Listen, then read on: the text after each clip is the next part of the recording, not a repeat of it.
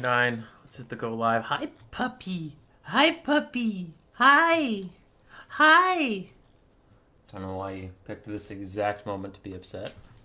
But hi. Hi. Hi. Hi. Oh, that's a commercial. Intelligent okay. video Well, I need to stop the commercial, but you're punching humans and vehicles and areas. Shut up. Hi. Okay, hi, puppy. Hi. Okay. I was watching Radiant Ash's stream while waiting for my own to start, and then I got distracted. Hi, puppy! I'm under attack by a dog right now. Puppy, hi! So I can't exactly help you. Hi, pupper! Who's your good pup? Who's your good pup that is disrupting everybody's good time? You're disrupting everybody's good time. Okay. She left. I'm safe now. I do have to go grab my tea. And I believe if I go over to this cam, you can see the puppy down in the corner. Down there. She's super dark, but she's right here. How's it going, pup? Say hi to the people. They love you. Come here. Up. Oh. Oh, okay. Just being a doof nugget. Scoop! Ugh. Scoop the little doof. Scoop the little doof. She loves being scooped. She loves being scooped. Hello. Hello.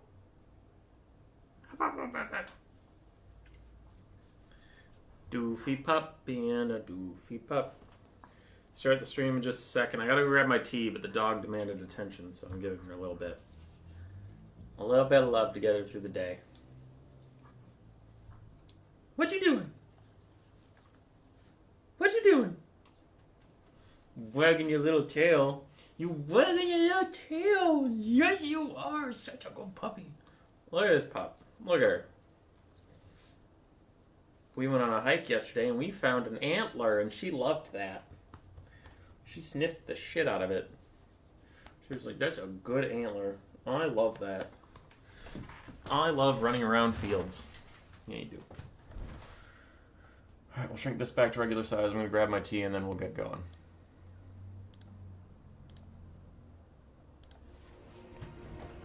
Where's the cat? Oh, god damn it.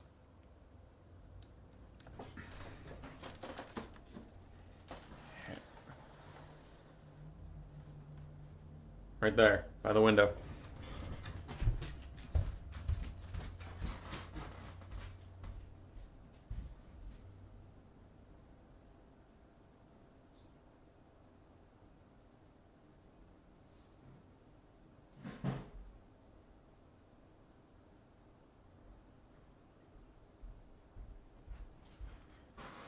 Alright. I'm back. I have my tea. I'm ready to start this thing. Hazel is upset because she thinks it's her lunchtime, which I can confidently say it is not. And you might have gotten a close up of my mic and you're like, why is there so much duct tape on it? Because it was sent to me without a screw. So I had to band it together with duct tape because I'm a goddamn engineering genius. Hey, that's more duct tape than the microphone? Yeah, somebody noticed. Okay. Okay. Enough stalling and fucking around. We got a thing to do on the stream today. Why do I have pings? Okay, cool. What do we have? It is our faction face-off. It is a reoccurring format that people seem to enjoy. I definitely enjoy it. If you have never seen this format before, it is actually pretty simple. We have two thematic teams. On the right-hand side is the reigning champions and the Undead. I believe they have won 3 times in a row. Maybe only twice. 2 or 3 times champion the Undead. People are tired of them. People hate them. People are sick of watching their undead faces dominate this format. On the other side, we have their contenders. This week, it is the Frozen North. So we're thinking Norsca, Kislev, some Imperials are in the north, so Empire was acceptable. And then I talked to Gotrek Starbreaker, and he wanted to play Krakadrak, the Northern Dwarves, which is also fine. So we have the champions of Ice trying to stop the undead tide since the Southerners were not able to do it. I believe the undead... What were they fighting last time? Because it was Beastmen. Beastmen and what? And why? I don't remember. Oh, it was gold. Yeah, it was like the money bags. So they beat Ogre Kingdoms with Greece's Gold Tooth. And like anybody that could make a ridiculous amount of money, they're beating up those guys. So we'll see if the Frozen North can do it. Wait, what the fuck? Why is Volkmar there? The Imperials have some stuff in the north. There's Norden. Norden doesn't have a legendary lord, but like Norden is quite far north. They're just across from Norsca. Norden is further north than Kislev. It's just Kislev is in a much more dangerous spot. Anyway. How the format works is everybody battles the person across from them. So let me grab the topmost thing so I can do this. There we go. Everybody fights someone across from them, but let's say we go through the first round. Raced is defeated, Kaiju's defeated, Pigman's defeated, Seos is defeated, Chakro's defeated, and Longshanks is defeated. You might be like 3-3, tie, great. Or even, let's do a 4-2. So you'd be like, wow, the Undead won, cool. No, it's not over, because then Stormrunner could challenge Patrick. And let's say Stormrunner beats Patrick, Stormrunner could challenge Salinator, Salinator beats him. Let's say Zegzi fights Salinator, beats him, Rainy Frog, and Longshanks. Then the Frozen North would win because they still have someone standing. So it is an elimination fight to the death. The only guaranteed thing is you fight the person across from you for round 1, and then after that it is a survivor free-for-all. Just see who is left. Okay. Could be a 6-0 sweep. Could go all the way to 11 games because we have 12 participants. Let's get into it. Raced is piloting Tsarina Katerin, Anti-Kaiju, Volkmar the Grim. Pigman 202, the best is Boris Ursus. Boris Ursus, but we were having some fun. Stormrunner is piloting Sirtha Ek, that is a Norscan chieftain on a chariot. Zegzi, Wulfric the Wanderer. Gotrek Starbreaker, piloting Thorgrim Grudgebearer. For the defending champs, we have Patrick on Roberto Zombie, halberd Lord of Vampires. Rainy Frog on Arkin the Black, Salinator on Heinrich Kemler, Segos on DJ Katev, Chakro subbing in for Gotrek because Gotrek switched sides due to there being dwarves on the other side, and he wanted to represent his native clan because he loves dwarves. He plays them a ton, and he's really, really good at them. So we have Chakro, welcome to the Undead side, and then Longshanks with Biscuit, Strigoi Ghoul King Lord. We'll go in order for the first round since we know what order those games are in. Let me find Raced versus Sipa. There we go. I do have a mix of winners and losers replays, so just because you see someone on the left-hand side doesn't necessarily mean that they win.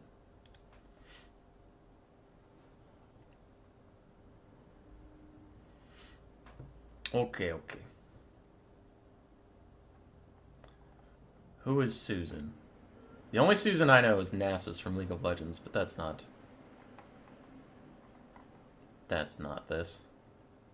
Boris Ursus. It was not a mistake. Okay. So, I paused it because we are already into the game. For our first round, we do have the Vampire Fleet Admiral of Polearms, and then Tsarina Katerin. But aside from that, the armies are selected when you know your opponent.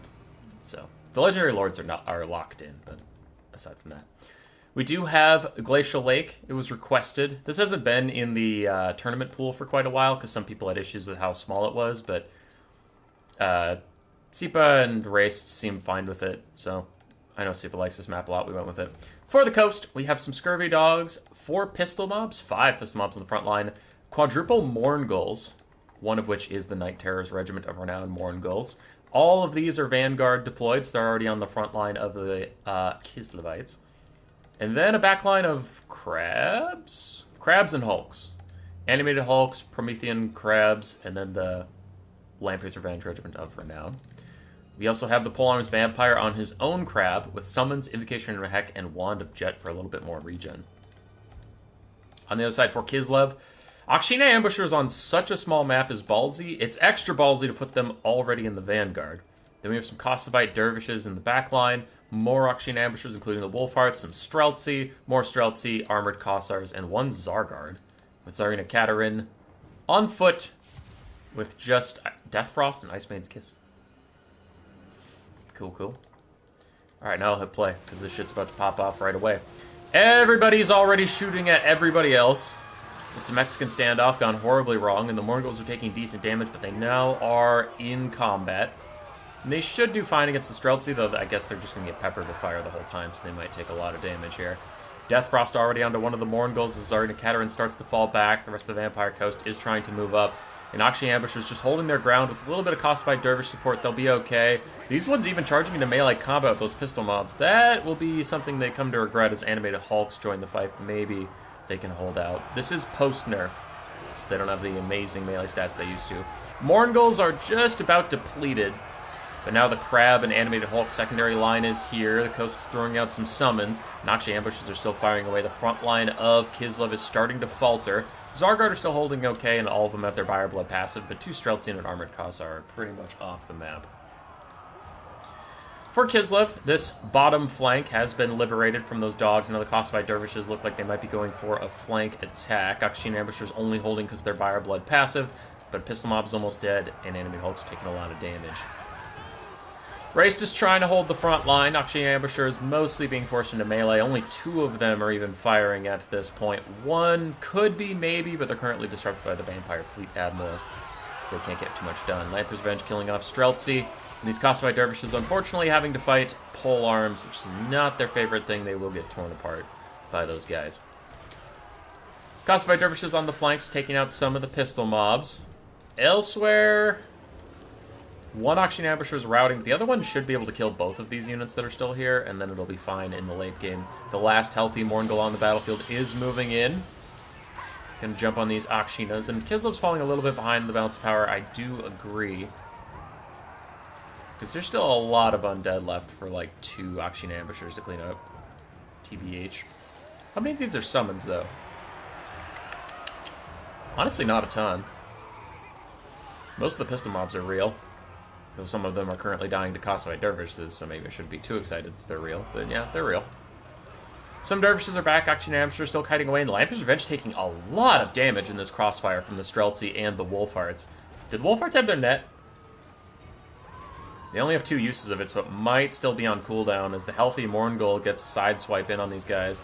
Then the Lamper's Revenge will join the fight. Regular Mongols do have the Hunger, so they have a bit of healing if they're already in melee. And there's the Pack Trap trying to stop these guys in place so that these Armored Kossars can shoot their pistols.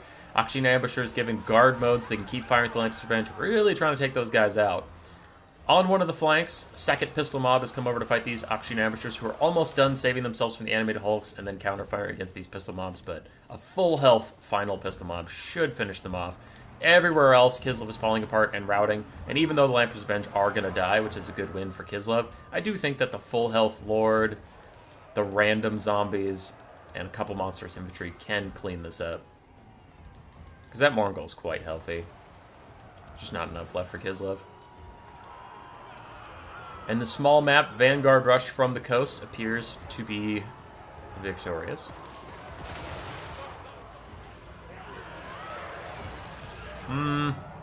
Yeah, Kislev doesn't have anything left. The bounce power is entirely on foot, Tsarina. I have messages. Why?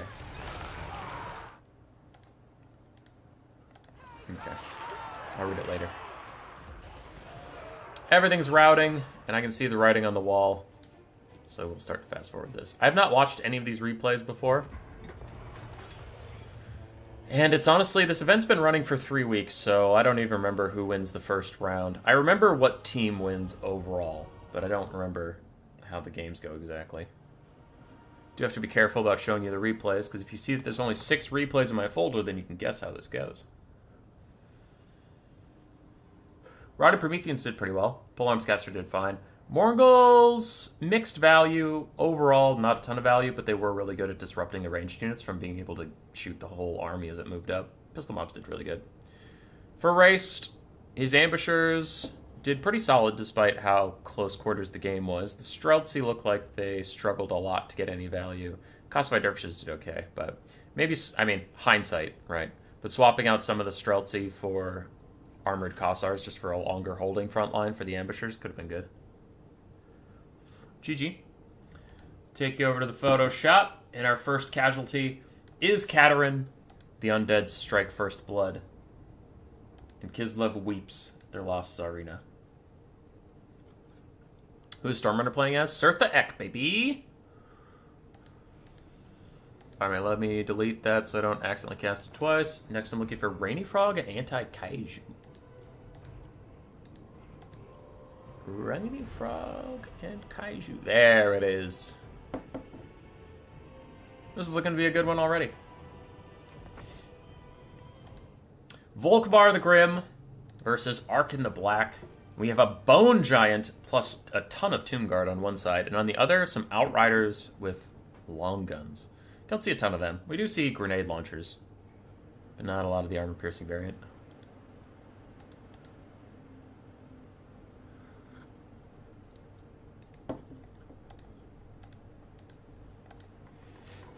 Okay. For Rainy Frog, we have the Sabrus Regnum Classic / Gotrek Starbreaker, because he changed his name, of formations. It's the weird hexagon of Tomb Guard, and then a little sallying forth front line of some Skeleton Spearmen just to break up the enemy's charge. I have one Skeleton Archer, a Bone Giant, the Chosen the Gods, Arawaru Shafty Great Bow, and the Eyes of the Desert, plus Arkin the Black with just Spirit Leech and his summon. Plus Staff and Nagash, plus Libra Mortis, but the summon's what everyone cares about. And the Empire's got to be careful, man. Chosen the Gods can wreck Skirmish Cav really, really easily if those Outriders stop to shoot within range, so I wonder what Kaiju's plan is to break into that formation. For him, we do have 4 Empire Knights, a metric shitload of state troops, a bunch of spearmen and swordsmen. We have the Silver Bullets, handgunners, 2 halberdiers, Volkmar the Grim up on his chariot with all of his usual buffs, bound, banishment, post buffs, and then a Bright Wizard with just Burning Head. So a lot of crowd clearing here. Between Volkmar and the Burning Head, they should be able to get through these skeletons pretty easily. And then I wonder if the Outriders just stay super safe until the late game. Looks like for now that is their plan. Volkmar rolls through a Skeleton Warrior summon. Probably needs to leave it in the dirt for a while. So Artisan is Gotrek now? Yeah. Same diff. I have now 6 messages. Still not from anyone involved in this event, so I'll ignore them. Skeleton Spearmen get a Burning Head to their face, take a bit of damage, but so far there's no state troops up and ready to punish this just yet. The Silver Bullets are taking a lot of damage. Cavalry are setting up a bit of a flank, but with this box formation of almost purely halberds, they're really not going to get too much done. I think they might have to rear charge the Skeleton Spearmen up front just to help get through there. But yeah, all 4 of these Empire Knights are not going to have a lot to do in this matchup, unfortunately. Skeleton Spears get charged by one Empire Knight, but then the other Empire Knight can rear charge them without charge defense, so that is pretty good damage coming out for those guys. And now the Outriders are in range, but they are suffering exactly the fate we suspected. Archers are shooting at them for now, and the Chosen the Gods should be turning to shoot at them, but for now they're facing the wrong way. They're currently aiming where the enemy used to be. Volkmar is in the back line, though, and without the Sporkle Stalkers shooting at him or anything like that, he is going to roll dirty through these guys. Has already almost killed the Standing Foot Archer, and Outriders are still poking the Sporkle Stalkers, getting a little concerned for the Tomb Kings here, especially because the Chosen of the Gods are being shut down by some Suicide Empire Knights, just stopping them from firing for a little bit. Arkin's out and about, don't know what his plan is, and here comes the Soulfire Bombardment. And that, ladies and gentlemen, is why you do not see Volkmar anymore. Oh my god, that was underwhelming. That was pitiful damage. That was Altharian's Mistwalker's Barrage level of damage, which is not good. That is a bad thing.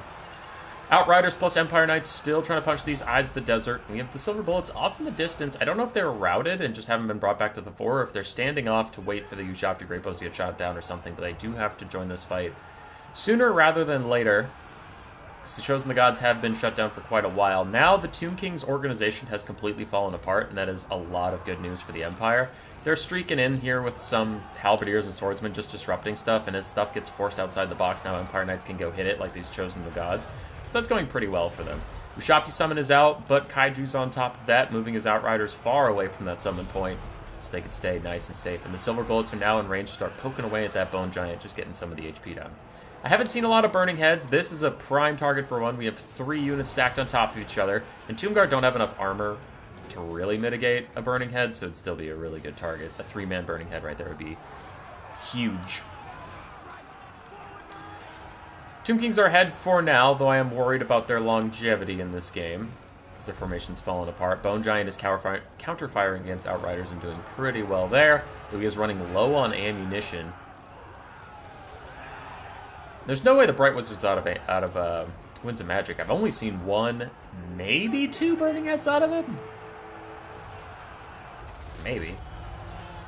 Volkmar's getting pretty low. He has 40% resistance against Spirit Leeches, though, so I'm sure he's plenty happy about that. He does need to get out of here. His heal cap's already well within sight, though, so he's been taking damage from all these halberds and what have you. Bound Banishment on top of the grouped-up Tomb Guards. Let's see if it goes... If it goes away from my camera right now, that would be huge, but it looks like it's coming towards us. Still really good damage on the blobbed-up units, but not as much as we would like. Still no burning heads. God damn it. Throw them out. I know he probably just somehow doesn't have the Winds of Magic or something, but I just can't imagine where all that Winds of Magic went. It's the only spell he brought. Burning head. Down the line. Burning head. Silver bullets out here. About 50% firing capacity. Still trying to poke down the Bone Giant. Outriders dueling a little bit with Ark in the black. And Volkmar goes to take a fight with him. He is getting a rear charge right now, so there's no way that Arkin fires back. Volkmar is just having an issue swinging. And there's the burning head we were all hoping for. Skeleton Summon gets it immediately, and then it goes up the line, hitting all of those Tomb Guard, including the Kemper Guard. It looks like it was undercast, though. It does not appear to be overcast, because overcasts do much more damage than that. Sag, but still, fine. Get some of them crumbling, gets a bit of damage out. And there's a Soulfire Bombardment that is going to do -5 damage, but we'll watch it anyway. That's about that. Empire is coming back into this game like I had expected. Because after their range gets shut down, their DPS was just extremely limited. There's 1 full health Tomb Guard with Halberd that's going to be annoying. 2 other half-health ones that will be a bit of trouble. But if Volkmar and his bros can take out the Bone Giant, that's a lot of ammunition there. And these Sepulchral Stalkers need to die. They're currently on guard mode, getting some shots onto Volkmar, which is tragic. And if he dies, the Empire leadership will spike down real bad. So he has to be a little bit careful not to outright die. Meanwhile, Arkin's fighting some spears. That'll be a bad time for him. He's going to pull away. There's no more healing left for the Tomb King's army. Arkin is not an Hekara caster, and they have burned through all of their army passive already. Their Ushapti Summon was also used. There's another burning head. And it curves inwards to hit these guys. Maybe the leadership debuff will get the Eyes of the Desert to start crumbling once again as it zigs and zags through these guys.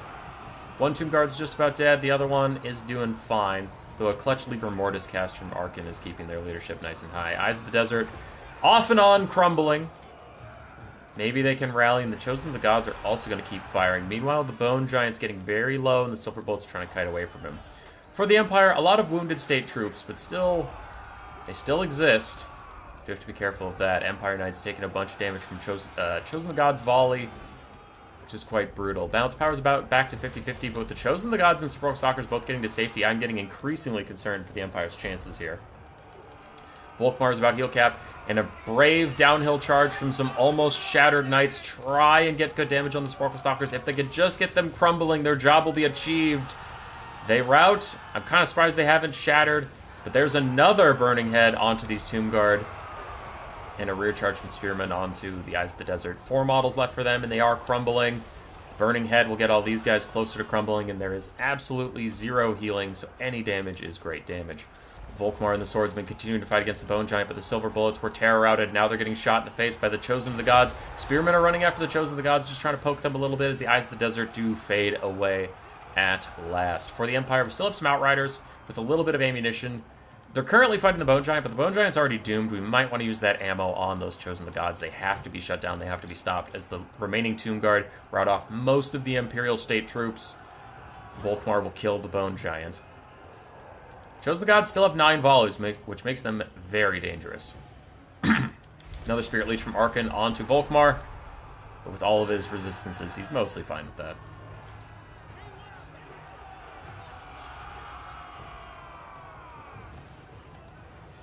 Alright, Spearman and Volkmar are going to go fight against these Tomb Guard. Chosen of the Gods need to be the target, and Kaiju has gotten some Spearmen on them. The Rainy Frog is trying to keep these guys alive, running around. Bunch of state troops rallying back to the fight. And if the Empire can just believe in Sigmar, they'll be fine. But if Volkmar gets sniped out, then their faith will crumble, and a huge burning head from Kaiju hits the 3 remaining Tomb Guard that weren't that specific one, and now they're all crumbling. They took so much damage. That is a massive play for the Empire. If they win, that right there was the winning play.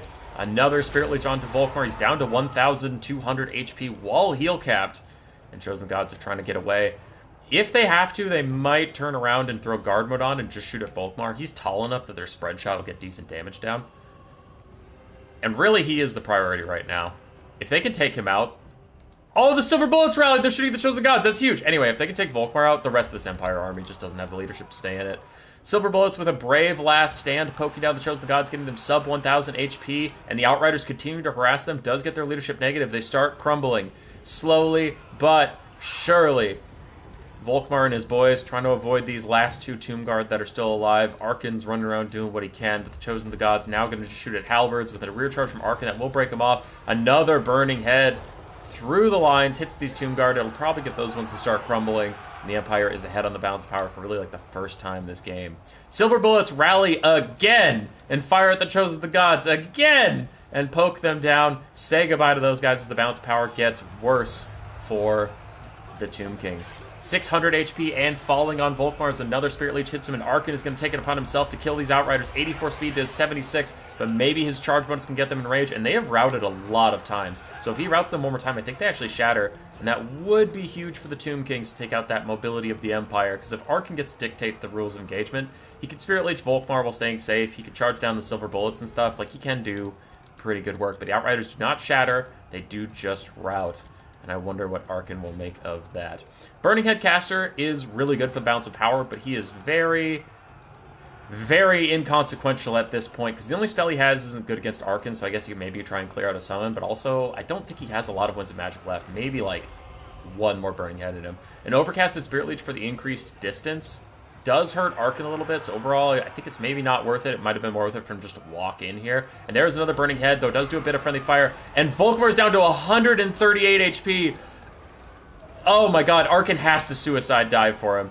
He just has to. He's charging to some Spearmen right now, but he has to get over there. He has to kill Volkmar, because if Volkmar dies, that Outrider routes. All of these state troops route. The Silver Bullets route. And then it would just be Arkin versus a Bright Wizard, which he can win. But now the Silver Bullets are poking him down. The Outriders are poking him down. He's stuck in some Spearmen. He can't get out. He can't move. He's getting shot in the face, and Army Loss is getting danger close. Volkmar's even coming in for a charge, but Arkin is just trying to get out of these spears. He can't push through because Horse Mass is pathetic, but a Spirit Leech will take down Volkmar, and if the balance power holds, then the Tomb Kings can take this game. Outriders shatter. The Silver Bullets 0 leadership too. There they go, they shatter. Everybody's routing, but Arkin's leadership is dipping, and the balance of power still thinks the Tomb Kings are fucked because there's a full health Bright Wizard, but he doesn't matter. He doesn't give a shit about this game. Burning Head ain't gonna do nothing versus Arkin. Arkin's charging towards the Halberdiers. He shatters them off. Everything's routing except for the Bright Wizard. But what can Arkin do? He has to turn around and try and fight it. And he takes a nasty shot from the Bright Wizard on the charge. And he probably should just back off and chase these Spearmen off the map while he recharges his Tomb Blade of Arkin, because he really needs that Skeleton Warrior summon. He's pulling away now as the Spearmen have rallied. Arkin's trying to get out there and get to those guys. Is anybody else rallying? Not really. Spearmen are holding for now. They're not braced for this charge, so he will do some decent damage, but his horse is just not at all good at charging through those guys. Horse mass is pretty darn bad. Staff and Nagash has popped. He's taking too much damage from the Spearmen. He's going to take a rear charge from the Bright Wizard, so he is probably doomed. There is army losses, and Arkin could not quite do it. An early stream is an early Merry Christmas to you all. Huzzah, happy to have you. For Rainy Frog, his Bone Giant did great. Arkin the Black did fantastically. Sepulchral Stalkers and the Chosen Gods also did pretty well. Tomb Guard, mixed value overall, but fine. Archers did okay, and then they got shut down by a Banishment and Volkmar charging into them. For Anti-Kaiju, in a banger, 2,100 on Volkmar the Grim, 1,800 on his Burning Head Caster. The Empire Knights got wrecked, but the Silver Bullets did great. Outriders overall did fine. And then the state troops of Sigmar held on for as long as they were needed and carried the game.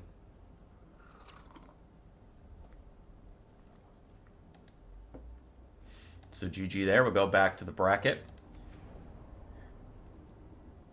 And while First Blood was struck for the Undead, Sigmar comes rallying right back as Volkmar takes down Arkin in a slobber knocker.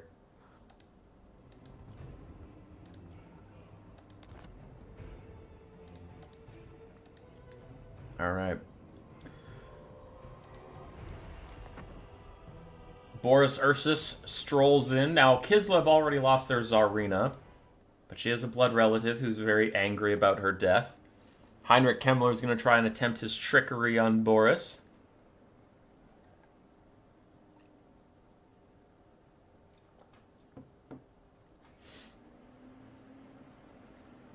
Giga Chat energy.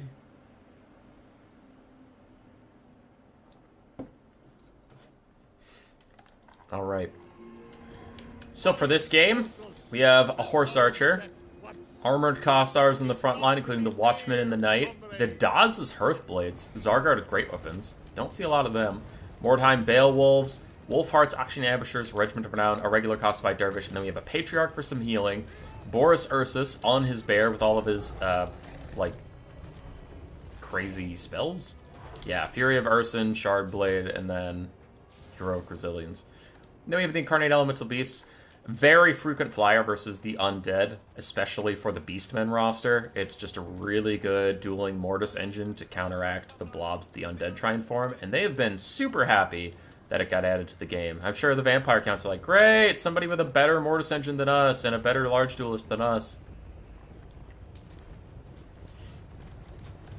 On the other side, for the Undead, do have frontline of zombies backed up with Graveguard with great weapons, 2 Crypt Horrors, 2 Vargulfs, triple Vargeist or quadruple? Triple Vargeist, and then Heinrich Kemler was the Lord selected here. He has his Krell summon plus zombies and Invocation to Heck, and then Corpse Cart with an Unholy Lodestone.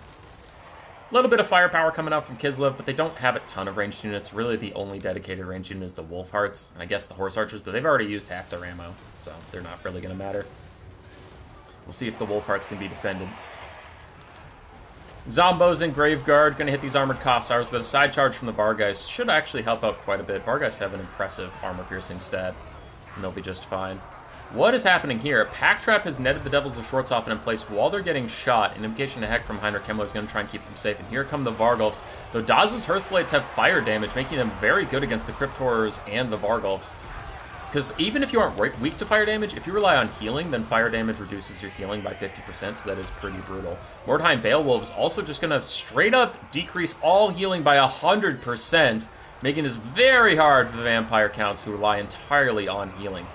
Devils of Schwarzhofen, despite the heal they got, have already had to jump into combat with the Wolfhearts just to stay alive, just to get a little bit of healing, and they're taking way too much damage from that constant poking. Boris Ursus, Incarnate Elemental Beast, and the Patriarch have rejoined this frontline fight, doing a ton of damage to the Vargeist, who now just fly away. Simple as that. They will get to safety. Oh yeah, and there's an Ice Caster somewhere. Where are you? What do you have? Tempest Caster with Hawks of Mishka and Hailstorm. Very interesting. It gives the Discourage minus 16 leadership debuff to get these guys to start crumbling faster, but also it does not do friendly fire damage, so it's pretty easy to cast it on the blob and just get a little bit of guaranteed value. Now, I'm not going to pretend that it's a spell I would consider good or that we see all the time. It is pretty neat and innovative for him to bring it, but just saying why he maybe brought it is the throw it on a blob, no friendly fire damage, just take the win. Mordheim Beowulfs, sorry. Not taking a lot of damage in this frontline fight, and Daz's Hearthblade still holding on for now. They've done a lot of damage to the Monstrous Infantry here. The Crypt Horrors are having a bad time. And if Vargulf is now trying to deal with Incarnate Elemental Beasts, he is way outmatched. 50-42 for melee stats, but 290 weapon strength compared to 650. Vargulfs, a lot of Vampire Counts players disagree with me, so there's a weird caveat there, but I don't know, man. As a non-Vampire Counts player, I think Vargulfs are pitifully underpowered, and they really need some buffs, because they just do not compare to other large monsters that have come out. He's trying to fight with the Incarnate. Krell is helping, and the other Vargulf is helping, is why it's even going this well for them. Kemler is taking a lot of damage, though, as he's currently surrounded, and he did Invocation to Heck himself, but he's getting 0 healing because of that Dark Blood from the Mordheim Beowulf, so bad time for him. Kislev chucks out a Hawks of Mishka on this area, just draining down those Vargeists, getting them even lower, and Kemler has rejoined the fight, trying to get away from those Beowulfs and their goddamn heal debuff. Incarnate is almost down. If the Vampire Counts can take that out, then they can reclaim their advantage as like the blob healing faction. But they really need to kill off those Beowulfs and the Incarnate if they want that, and it's going to be rough, as the Incarnate gets a huge shot onto Heinrich Kemmler, who is getting danger low to dying off, and it looks like he's fully trapped in here. There's just too much stuff going on, so he can't escape even if he wanted to. The Incarnate might be spam clicking on him as we speak. Kislev's pulling ahead. The Vampire Count's front line is winning. It is getting through all those areas, but the Hero Hammer of Kislev is completely untouched. The Incarnate's almost dead, but like Boris and all these guys are just fine. Kemler is now starting to crumble a little bit, and Pack Trap has even popped on him by those Auction Amateurs just to keep him in the fight right where Kislev wants him, right between Boris and the Incarnate, so either of them can get a good shot onto him and kill them off. The blob fight has been engaged, but the Vampire Counts have not been winning blob fights for a very long time. There are many factions that outdo the Vampire Counts in the old arena of blobbing. Nurgle, Warriors of Chaos, even Demons of Chaos to some degree, and Kislev. Kemler's healing up a ton, though. Those Mordheim Bale Fiends just now getting to him so that he doesn't get any more healing, but he was staying safe for quite a while, and the Incarnate is getting really low. I think its Flock of Doom is already worn off because it only applies when he's above 25% HP. Yeah, so his Mortis Engine is gone unless he receives a lot of healing. He's getting close to dead. Both the Vargulfs are still high on HP bars. And the Wolfhearts shooting in is a problem for the Vampire Counts, though they did use a zombie summon from Kemler to try and stop that in its tracks. Kemler's getting danger low again, though. And once again, he has no healing because of those Mordheim Beowulfs. Boris is after him. The unholy blob fight continues, but Kemler's just getting too low. He is starting to crumble as he attempts to get away. But the Dark Blood is back, making sure he can't get any healing as he ticks down to death. Without him, another hailstorm comes in. There's no more summons. There's no more healing for the Vampire Counts. The Incarnate Elemental Beast is down to 50 HP as the Undead continue to try and drag him to the dirt. Watchmen in the Night are almost heal capped. Daz's Earthblade's heal cap is within sight.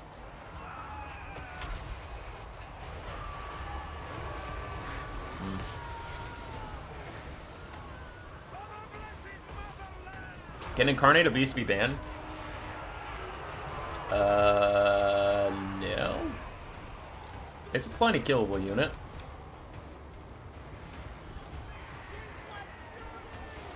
Force Spear seems like a waste. I don't have Catapult or anything. Oh, I've won the... GS, what are you talking about? I've won this matchup as Beastman like the other day versus Kislev. It's tough, but you can do it. Kislev is just like a really strong faction right now overall. I'm going to play the Blob at ×2 speed, but I don't see how the Vampire Counts are going to win it at this point.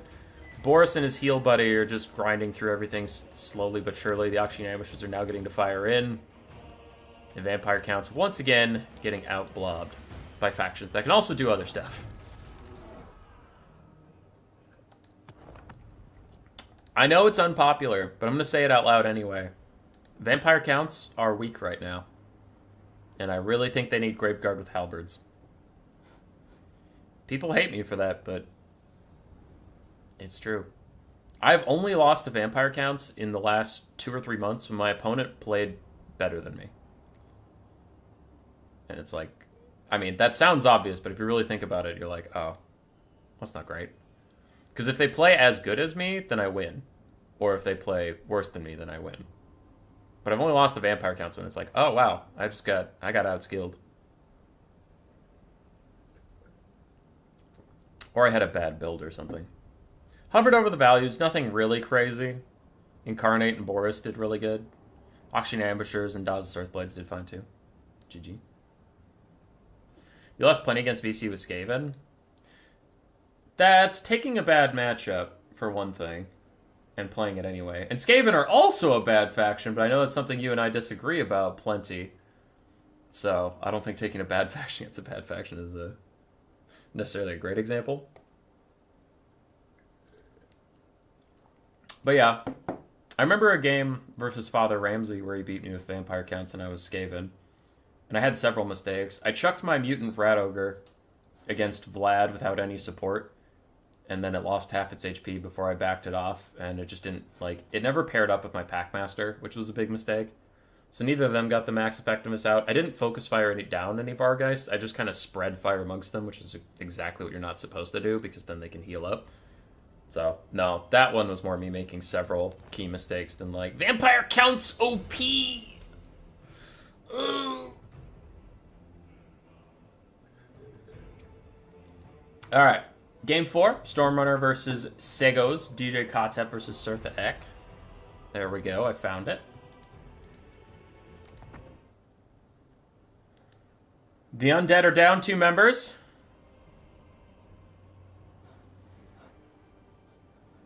Kemler is an undead. I thought he was immortal.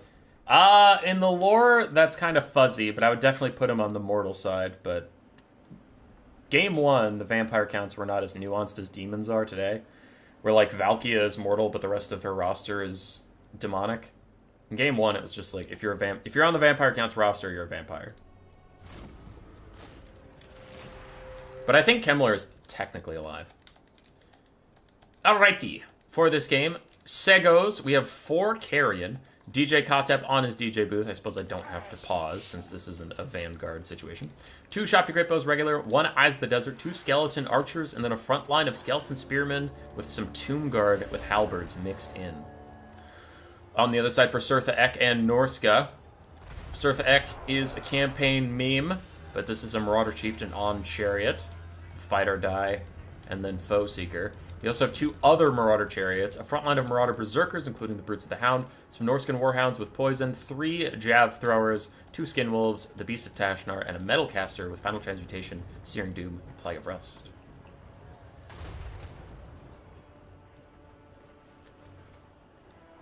What up, Segos? How you doing, man? Norsca gonna take some punishment on the advance, though I do wonder how these Berserkers are gonna do. Because there's not a ton of crowd clearing from this Tomb King's build. For now, Ushabti Great Bows and Casket of Souls are making their life a little bit miserable, but if they can get into combat with like half HP, they can cleave through these skeletons pretty quickly. Especially with... Ooh, we don't have Burning Head support. Never mind. I don't think that's a bad lore of magic, it was just my... The idea I was formulating was with Burning Head in mind. With metal support, it'll take these guys a little bit longer to get through there. As a longtime lurker, thanks for all the great content you give us. Anytime, Joseph. Anytime. If you're not subscribed, do that, because it helps YouTube a lot. YouTube recommends us based on how many subscribers we have, and if we stop getting subscribers for a bit, it assumes people don't like our content and stops recommending it. It's dumb, I know, but that's just what it does. Did Lizardman get novels? Not that I've seen. Anyway, casting this game. Both of our Chariot friends have taken a lot of damage on the advance. They start to charge through some skeletons, but they don't get through all of it before getting stopped, and now they're getting torn apart. Usurian's Incantation of Vengeance cast on the Brutes of the Hound as archers also offer a bit of supporting fire. But the Berserkers, look how much damage they do to the skeletons so quickly. If there was a Burning Head through here, already 2 of these guys, all 3 of them actually, would be gone, and the Berserkers would be on the back line. But that's what the Plague of Rust was for. Minus 60 armor, and only the 40% physical resistance of Nero's Incantation of Protection is keeping those Stalkers alive. Meanwhile, Carrion are diving in on the Marauder Hunters with Javelins as they get shot by other forces, and Skin Wolves and Dogs are going to have to try and peel them off. But it's a tough start for Norsca here. So far, the Tomb Kings have only lost some chaff. Second volley, firing in, but still that 40% physical resistance is there, and then they already have 25% missile resist, so yeah, these guys are just not getting a lot of damage out. Mass rout in the center for Norsca. The Marauder Hunter Javelins will be back, but will it be in time, as Dogs are trying to sweep up all of these Carrion. They are killing off the Carrion. Carrion are only 380 gold, so they're about the cost of a clan rat. Tomb Guard with Halberds taking a lot of damage from these Berserkers, especially with Surtha Ek helping them out, but he is going to take a lot of damage in the meantime. And man, those Berserkers are trucking through the Skeleton Warriors. Ushabti Summon is ready from the Realm of Souls, which also means that all of the healing available has been given to the Tomb Kings. Though I suppose this time they don't have Arkan, they have Kotep, so you can keep spamming out spells and healing up the army a little bit.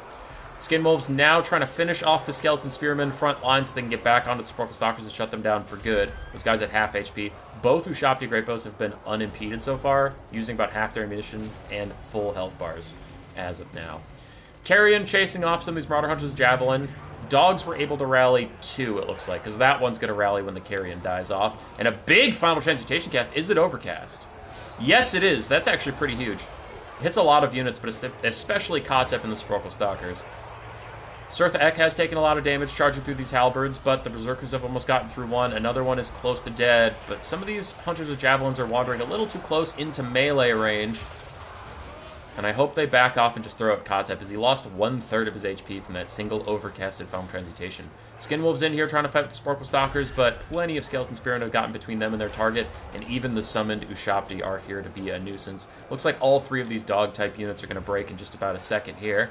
Ushabti's still poking away at Surtha Ek.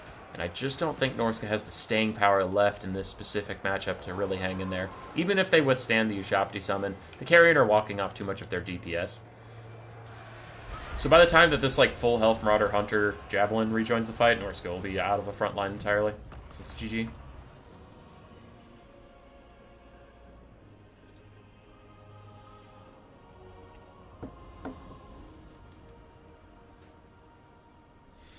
GG. Well played. Pretty crisp game there from the Tomb Kings. Kept all their weapons teams alive. Kotep did a lot more damage than I'm used to him doing.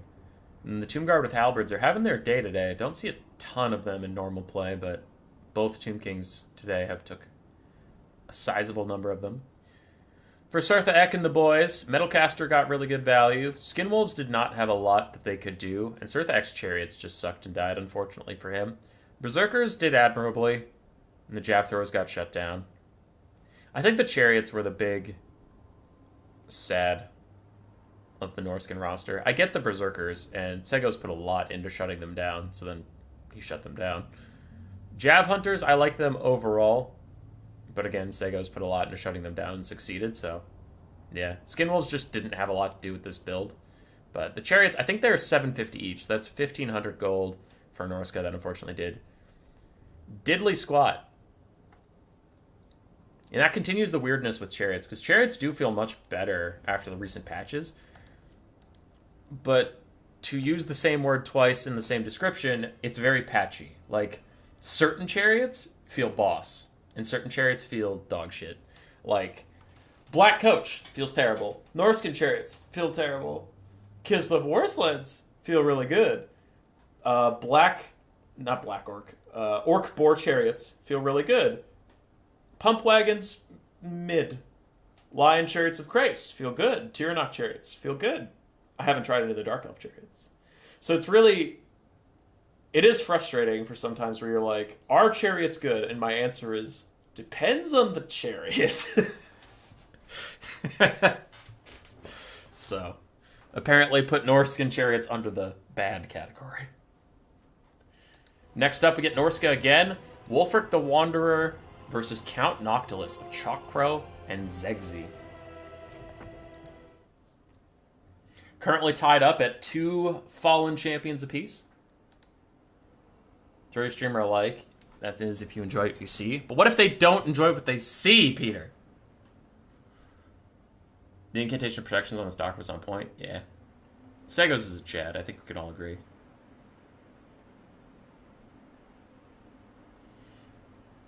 I want the Black Coach to be good. Give them a light Mortis effect. Yeah, Black Coach sucks. Unfortunately. Why isn't this what I expected? I think I'm remembering a different replay involving one of these players because this isn't the map I remember talking to one of these players about. So I'm like, wait, what's happening here? Still seething about the Black Coach. Don't remind me. My bad. Okay, for this matchup, Norsca versus the Vampire Coast. We do have 2 Vampire Coast Scurvy Dogs in the Vanguard, which is bold. Because Norsca is going to have such a dominant stranglehold on the mobile game in this matchup that putting your dogs behind them is really risky.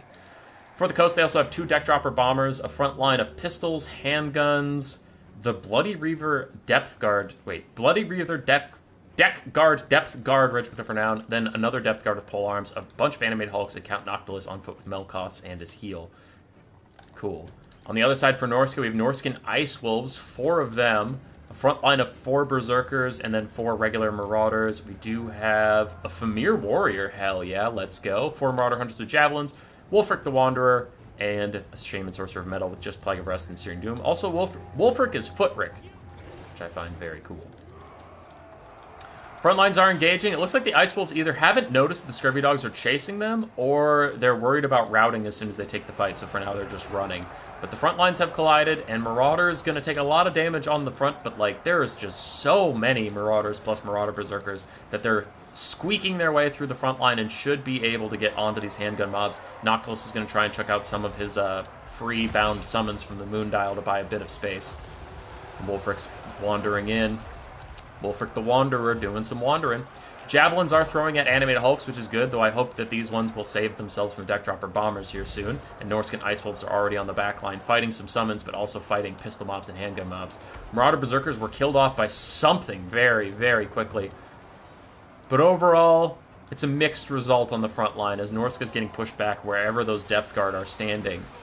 But wherever the Depth Guard aren't standing, Norsca's having a grand old time, pushing straight through these guys, getting so many kills. Bombers on the backfield, slowly whittling away at the Jav Throwers. The Jav Throwers are nice and spread out, so they really don't take that much damage from the Bombers. It's still a bit. Like, it's still good damage, but it's not as much as you'd think. Norscan Ice Wolves finally turn around to meet their maker, and they are just so much better melee combatants than the Scurvy Dogs that they wreck them. Scurvy Dogs, they're functional, but they are the worst dog in the game stats-wise, and Norscan Ice Wolves have a field day killing them off.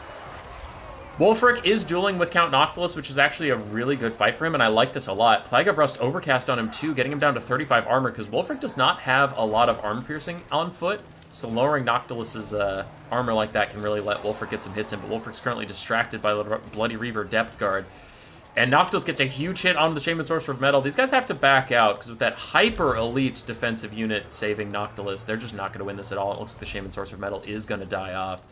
Norsca's getting pushed back at several points. Their ranged units are routing.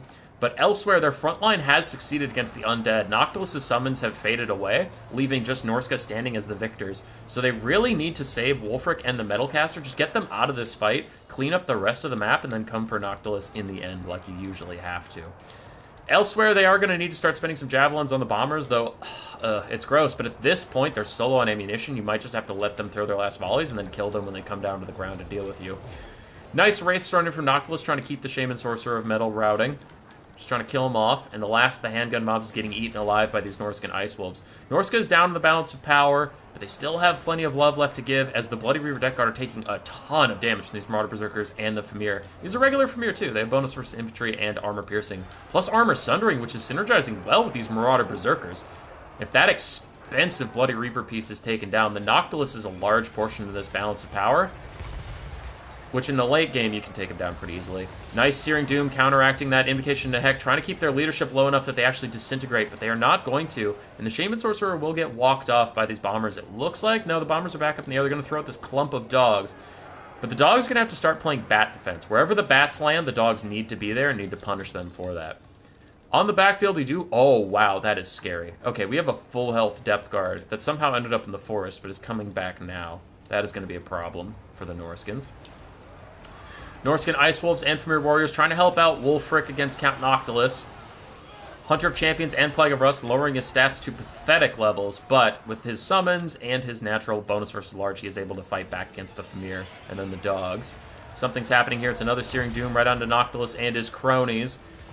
And the dogs are charging back in, but the dogs need to be over here peeling these Bombers, otherwise they're going to lose their caster. Oh, it looks like they went straight past it. Hey, let's go! Dogs defending the caster and cleaning up those Bombers, which would be really annoying for Norsca in the late game, which is another thing, because you don't have any flying units. You got to get the damage out on the Bombers that you can, otherwise they have free reign to chase everything off. Unfortunately, the Ice Wolves do rout just because they're cowardly dogs and they've taken a lot of damage. Like, shit happens, but I like that play. That was good target prioritization.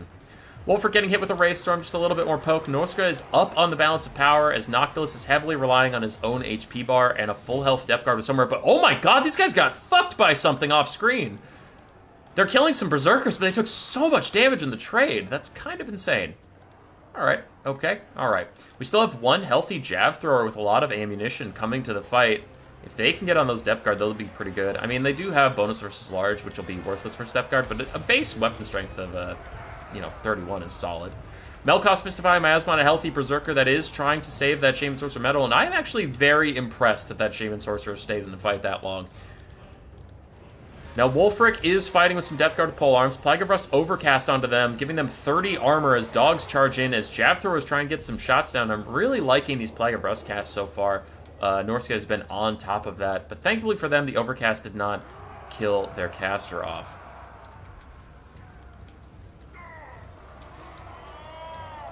Depth Guard with polearms getting real low. Heal cap is in sight. They're going to start crumbling soon. Dogs are going to rout off as Wulfric recommits to the fight. Bats are going to fight these Marauder Hunters. And I thought I just saw a Sea Fang. Yeah, Sea Fang went through these two guys. That's really good. But Marauder Hunter Javelins, are still Marauder units. 22 for melee stats and 10% physical resistance. They can fight back against those bombers easily. They'll be just fine, as Noctilus is losing the last of his support. Meanwhile, speaking of Noctilus, I think his heal cap is within sight. Yes, heal cap is almost here as he's pounding through Berserkers, but man, these Berserkers are jacked right now. With their 5 bonus versus infantry does give them 68 melee attack versus Count Noctilus's impressive 60 melee defense, but that still means they're getting shots on him semi-consistently. Dogs returning to the fight against the zombie deckhand mobs. All of the depth guard are gone. Bats are pretty much doomed, and it is Noctilus versus the world.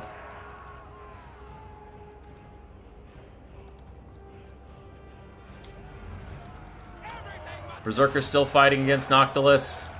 I don't know what he can do from this point.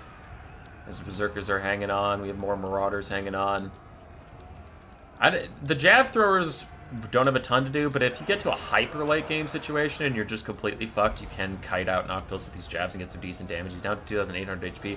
Wulfric could sit back, but it looks like he's not going to do that as he charges straight in and takes Noctilus on 1v1. A Plague of Rust, plus I hope, for his sake, 100 Champions is down. There it is, so no stats for Wulfric as he is surrounded by these Marauder Berserkers who are going to eat him alive with only 35 armor and 20 melee defense. He does not stand a chance. I don't think Wulfric should be in this fight, but apparently he's just too Chad and too prideful to stay away. But regardless, there's just so many debuffs that Noctilus can't hold back all these Berserkers. He is getting chunked out. There's army losses. And Norsca will hold on.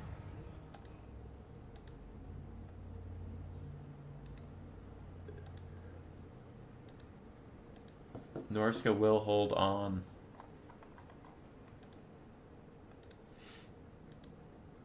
Well played by both players. For Mr. Chalk, his depth guard did pretty darn well. Noctilus did pretty well. Handguns did okay. Dogs mixed, but overall fine. Animated Hulks got wrecked. Bomber Bats did really good work. And then the front line also got wrecked, but that's Norsca. For Zegzi, Wulfric got insane value considering he was on foot. So 2,100 for foot Wulfric is probably like a 50% return on investment from him. Well, 150%, but you get my point. Metalcaster was amazing. Not incredible value. 800, you're not like, wow, that's insane. But its Plague of Rusts were so clutch that I think he actually has like 2,000 value in just support. Familiar Warriors did fine. Not amazing, not bad, fine. Which for that unit, I never see it, so I'll take that. Dogs did okay. They struggle versus the Undead because they don't get that big value dogs usually get off chasing things down around the map. They have to fight stuff that's unbreakable. So they did okay. Jab Throwers did pretty darn well, and Basic Marauders did pretty well.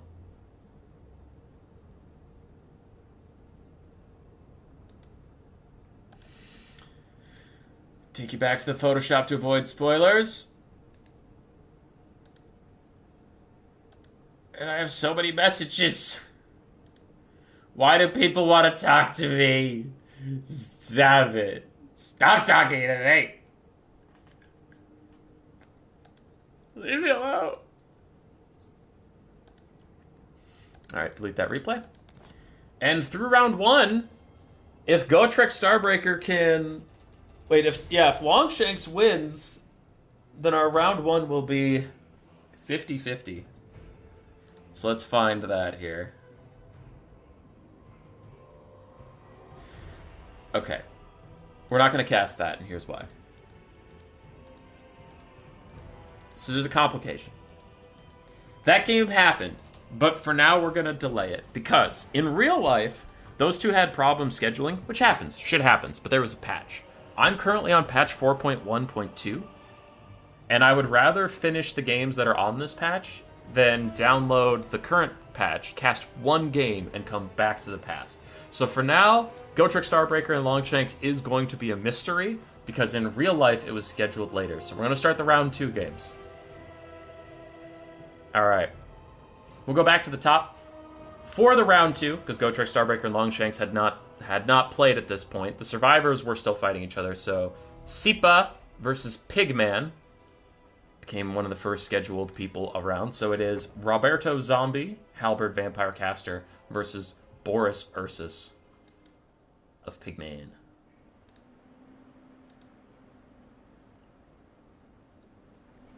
We will get to Gotrek versus Longshanks, don't you worry. It's not a different patch, and I don't want to have multiple patch download breaks. Alrighty, Rue. For the Vampire Coast of Sipa, we have the Lamprey's Revenge plus another Rotting Promethean's Gunnery mob, 2 mortars, a deck gunner ROR, the Shade Wraith Gunners, and then some pistol mobs, some handgun mobs, some bombers, more pistol mobs in the front line, and a couple animated hulks. Very few melee units, but versus Kislev, you half expect to be kited, so that's okay.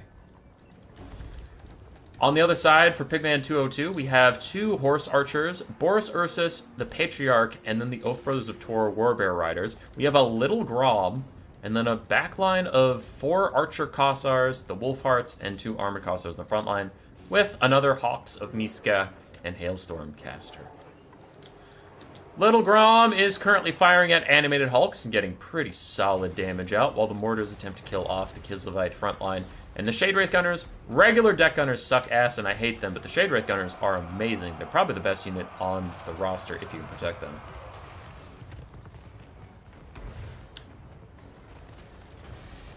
Alright, Shade Wraith Gunners taking some damage, but a nice invocation to heck from Sipa will try and keep them safe. Armored Kossars finish off the first of the animated Hulk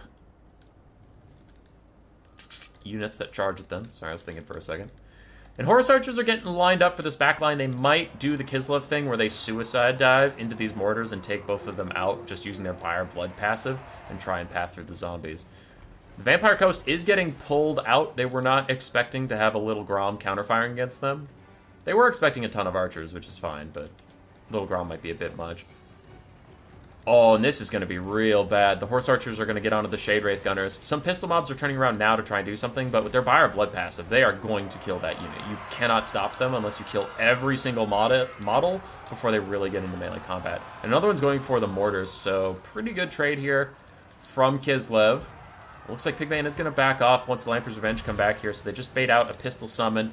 They are sacrificing this Horse Archer to kill off the Shade Wraith Gunners. Invocation to Heck is trying to keep them alive. Meanwhile, the coast front line is falling apart as a Promethean's mob and a Scurvy Dog are really the only things having a good time on this charge. Everything else is getting killed off. Shade Wraith Gunners for now tanking through the Horse Archer charge. Taking very little damage from these guys in melee right now with that physical resistance and all the healing they got.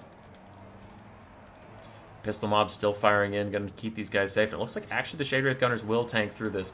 Meanwhile, what is happening over here?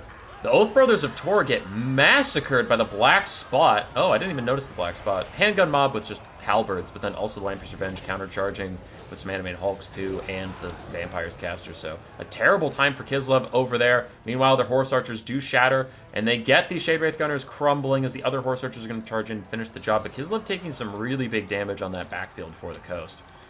Meanwhile, in the Kislev main line, oh my god, that shot! As it triple hits the Promethean's mob. I saw it hit 3 different crab models as Little Grom tries to solo kill the crab unit. Dogs do finish off 1 Kossar, but it looks like they're going to get killed off by everything else. And all of these units that were set in the aggressive. Oh my god, Little Grom, calm down! It's just some crabs, bro! You don't have to go that hard! How much was Hailstorm? 6. It's 6 Winds of Magic. But yeah, the charge was rather limp. I don't know why those guys got knocked around like that. But now, they are just getting into the perpetual crumbling cycle. And with their low HP, they take too much damage. So even if Sipa just constantly heals them up, they'll probably still crumble into nothing. And if not, Little Grom can throw 1 volley their way. Kislev regrouping a little bit. They've lost some health off their infantry. They got kind of wrecked in their Oath Brothers of Tor department. They lost both their skirmish cap, but Little Grom is doing amazing. And on the Vampire Coast side, both mortars are still up, and they have some random-ass pistol mobs, but they have lost some decent units. They lost one of their crabs, they lost some animated hulks, they lost the Shade Wraith Gunners, and they've lost a lot of their chaff. Kislev is advancing for round 2. This time they're going to get into archery range rather than the coast charge them. And Little Grom is now focusing down the Lamprey's Revenge. And we saw how much damage it happened! It happened to hit a mortar, but it was aiming at the Lamprey's Revenge. That is hilarious. But anyway, yes. So Little Grom's just going to shoot at those Lamprey's Revenge, which were apparently such a problem for Boris and his crew, even though they're anti-large armor-piercing Lamprey's Revenge are just monsters, I guess.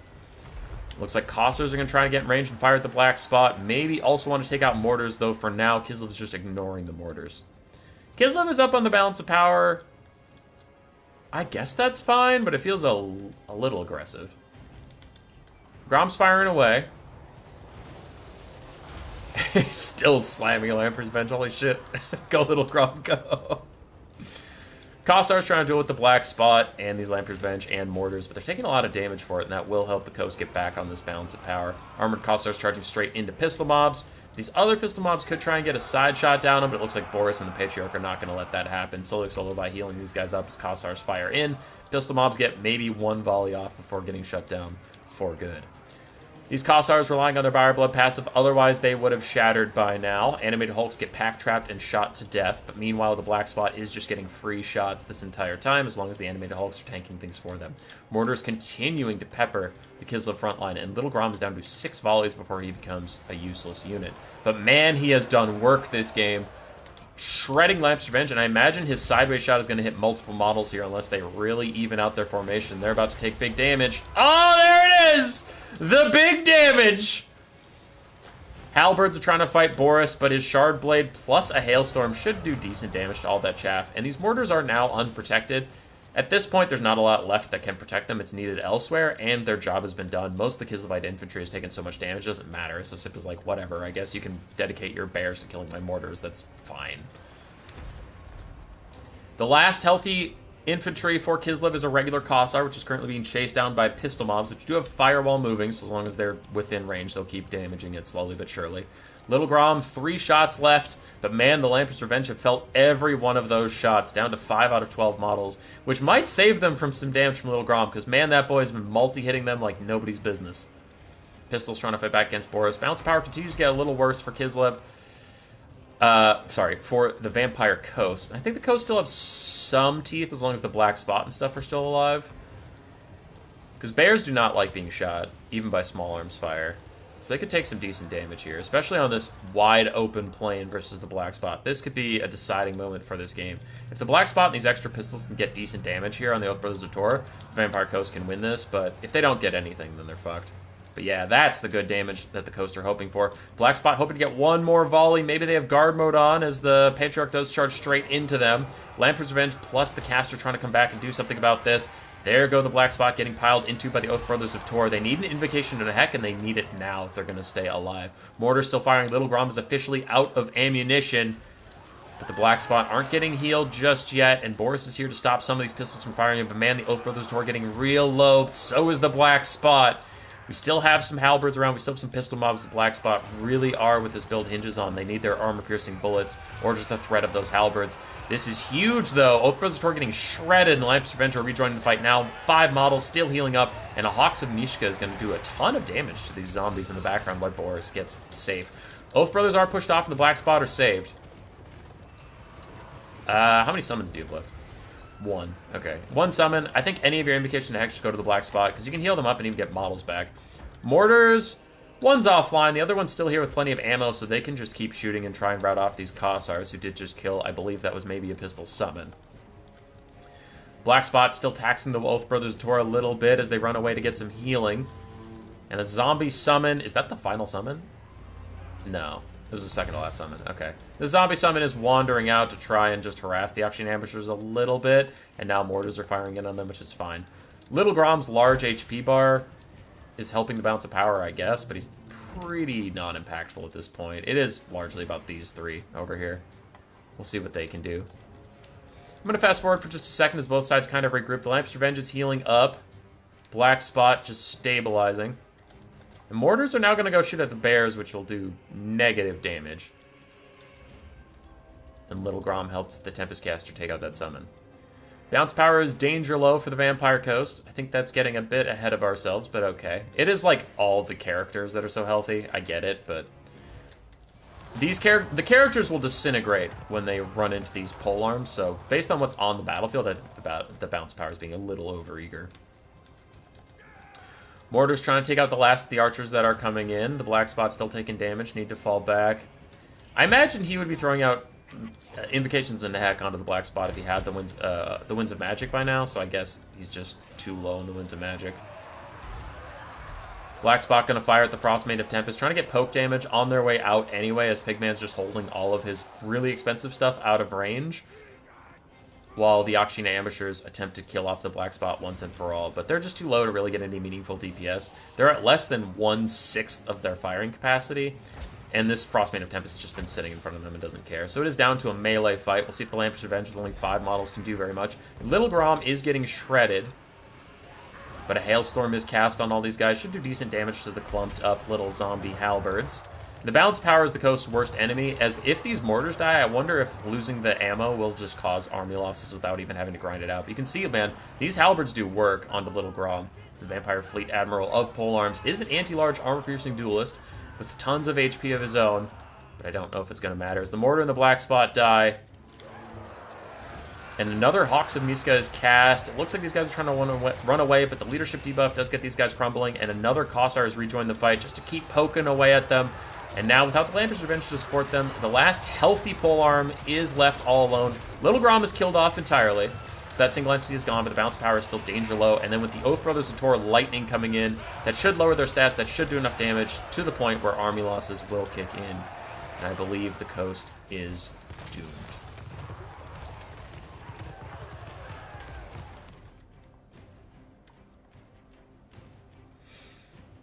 GG. Very patient game from both sides.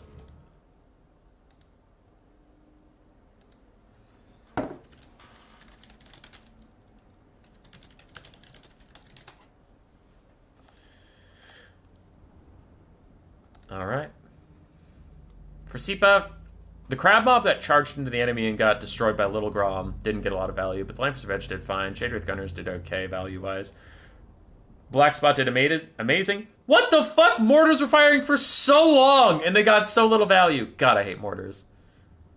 There are a lot of people that tell me mortars are good, and I just can't believe it. And then when I see mortars shooting for this long, and one fires literally the whole game in a 12-minute game and gets 300 gold more than paying for itself, and the other one fired for a very long time and got 250 value, that's insane. Unit sucks. I hate it. They're terrible. Anyway, for Pigman, Boris barely got any value. Same with the Patriarch. Oath Brothers of Tor also did not get a lot of value. It was Little Grom, baby! 3,300 for the boy! Holy shit! Bear Blob OP, they say, as Little Grom gets double the value of the Bear Blob. Mortars are pretty good. I have yet to see games where mortars really impress me.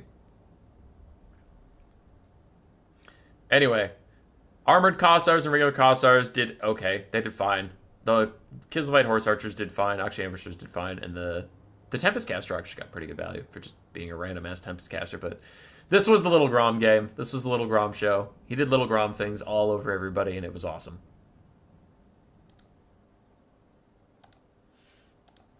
Pog as fuck. It's another Undead down. There's now just Seos and Longshanks.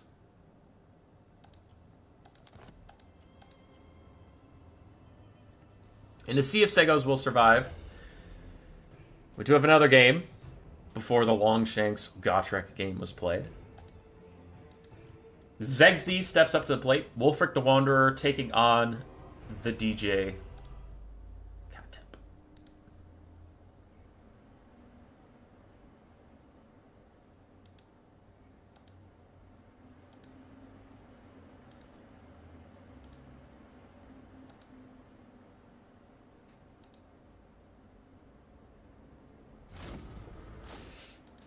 All right.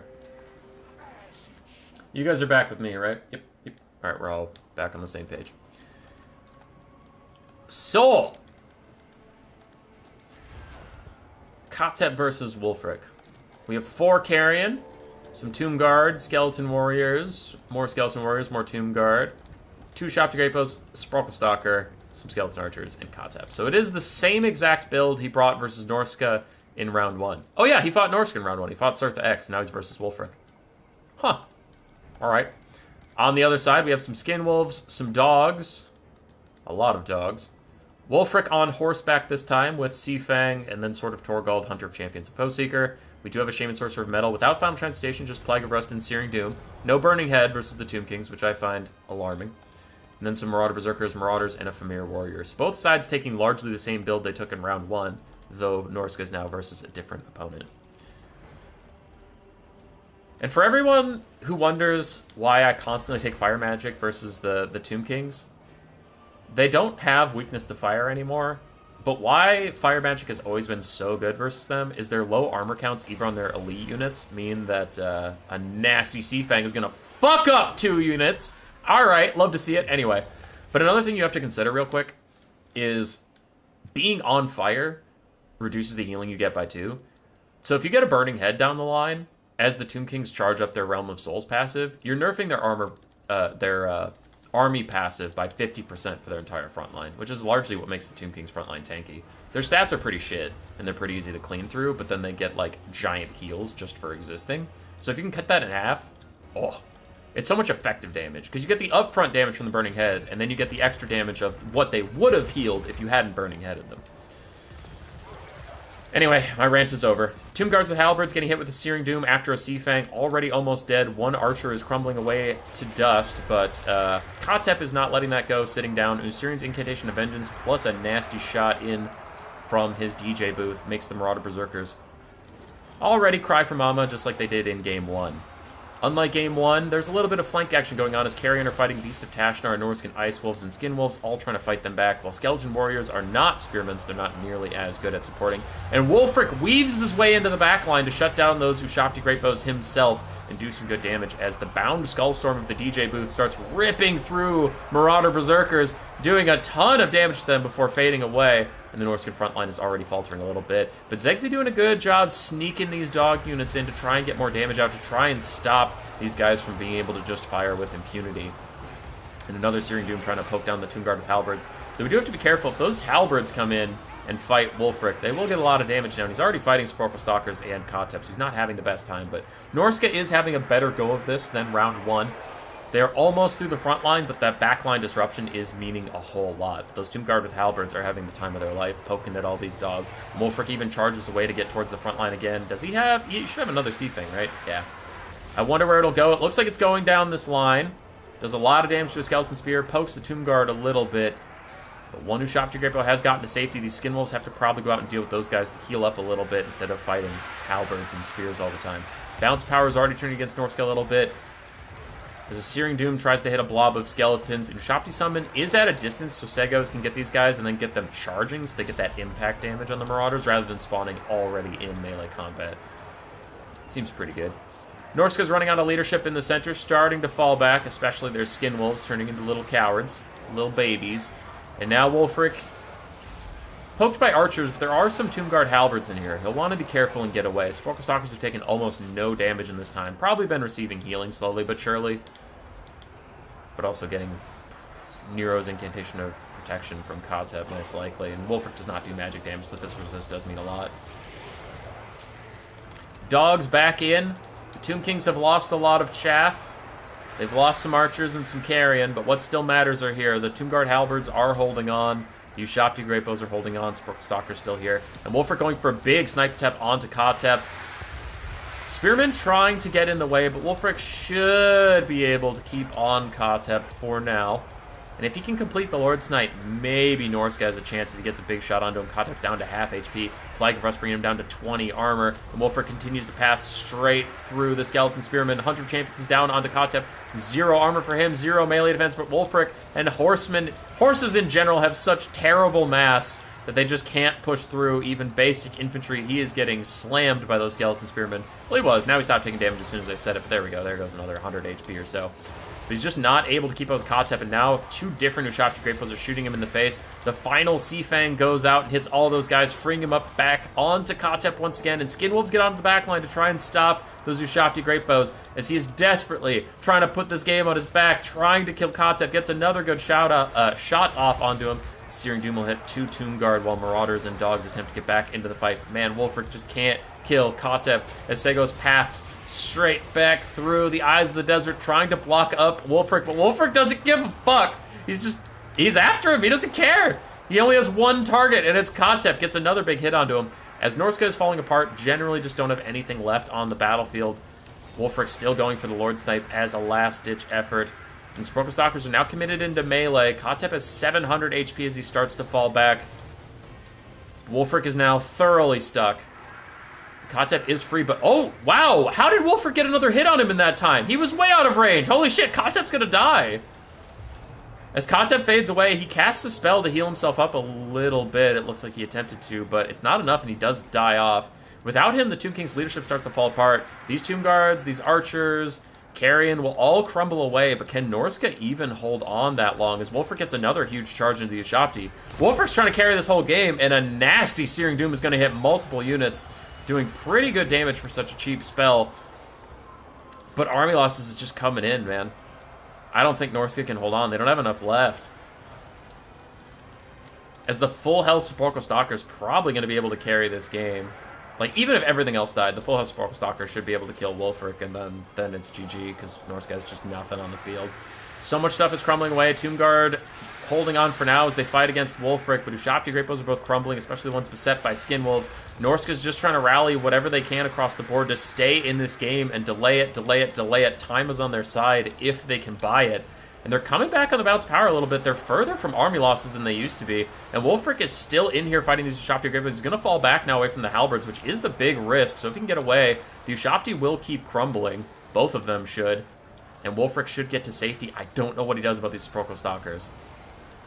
But man, Norsca is being tenacious here. Ushabti is gone. Another one slowly fading. Slowly fading. Shaman Sorcerer gets a side shot onto these Skeleton Warriors who are getting ground down by Marauders. Famir trying to rejoin the fight. They're 25% missile resist, trying to keep them safe from those Sepulchral Stalkers. And Wulfric over here fighting random carry, and he needs to stay away from those Tomb Guard Halberds. And Ushabti Great Bows are just throwing guard mode on and trying to fire at him in the trees. Army Losses is coming in, though, and despite a valiant attempt, Norsca is not able to seal the deal. In an insane display of tenacity from Zegzi. 3,100 value on Horsric. On Horsric the Wanderer. Alright, between Little Grom and Wulfric, I'm officially inspired. Units that are usually good, but not that good. Just doing amazing. Marauders did okay. Berserkers did okay. They had to clear out a bunch of random ass shit. Plague of Rust and Searing Doomcaster got another 1,200 value besides the Plague of Rusty cast. That was awesome.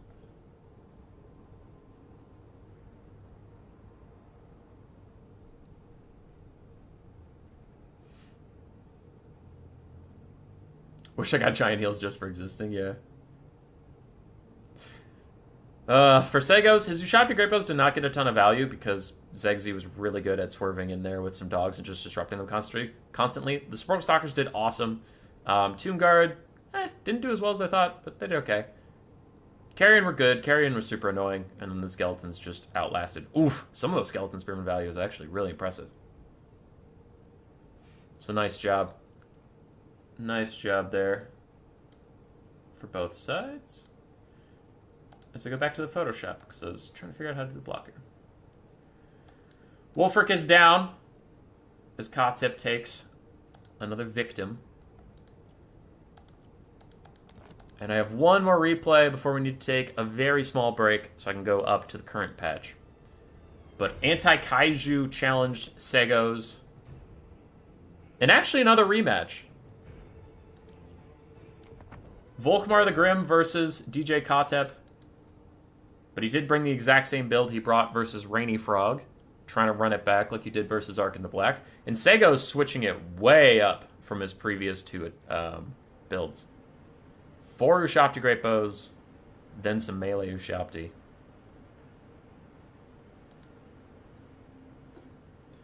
I'm out of tea. Alrighty. Real quick, for the Empire, we do have the same build as Game 1, so 4 Empire Knights, which will have much more to do without this box style. Instead, when they're getting kited, the Empire Knights have a ton that they need to do in the game. 2 Outriders, a metric shit ton of state troops, mostly spearmen and swordsmen, 2 Halberdiers. We have the Silver Bullets, Handgunners Regiment of Renown, a Burning Head Bright Wizard, and Volkmar the Grim with his usual buffs.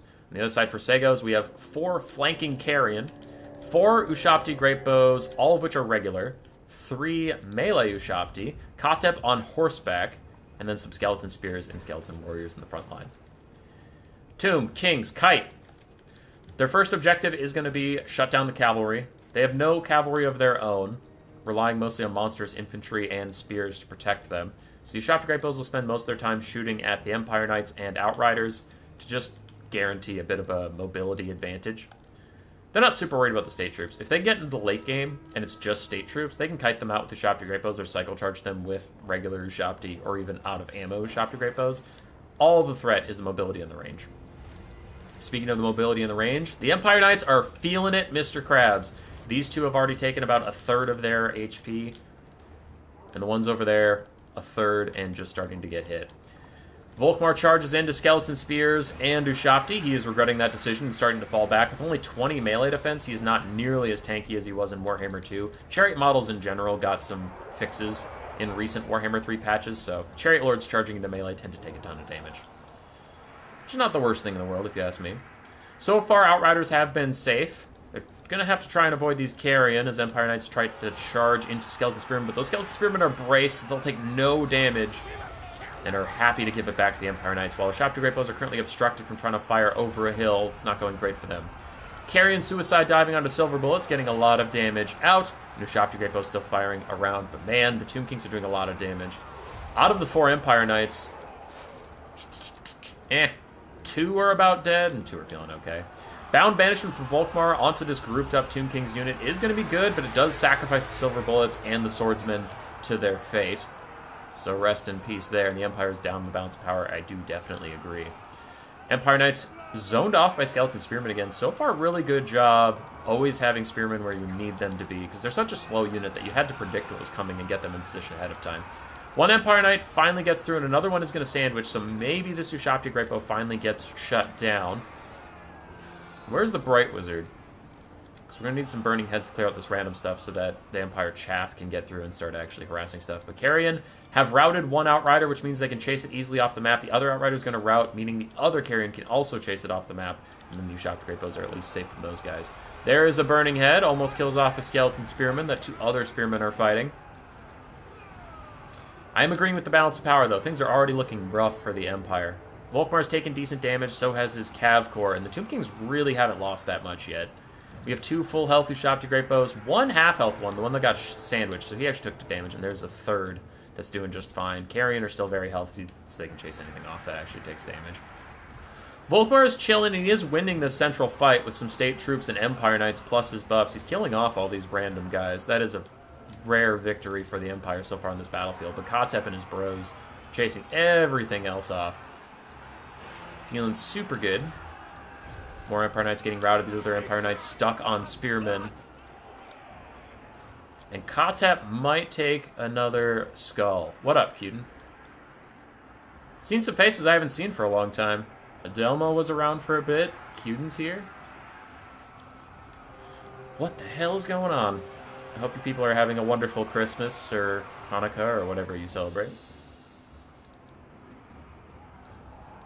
For my Christmas so far, I've gotten sick, but then I got to visit my brother who came in from Detroit, so I haven't seen him for a long time. Good to see him. Skeleton Warriors get hit with a nasty Burning Head. They will die off, and now these Halberds should be able to wreck the Ushapti. So Segos, if he noticed that his support just died, he does need to back these guys off, otherwise he's going to take a ton of free damage. Not that it really matters. The balance of power is definitely how I'm feeling about this game right now. 3 Ushapti are just chilling. Kotep is very healthy, and you still have some chaff. You still have some melee Ushapti. So this game can go as long as you need it to, and you're going to be fine. Santa sent us to give the gifts of old friendships. Hell yeah. I celebrate Lizardmas. Well, then this patch is your patch, my friend, because this has been the Lizardman patch. Bretonnia and Grand Cathay are still really, really strong, but Lizardmen are a solid third. Ushapti now turning their attention onto Volkmar, and if they can chunk him out, that'll tip the bounce power into army losses. And yeah, that boy is taking serious damage. Only 15% missile resistance trying to keep him alive, plus his healing, of course, but that is big damage. It's too much for the Empire to endure. Guns, Faith, and Steel can only get you so far. It's GG.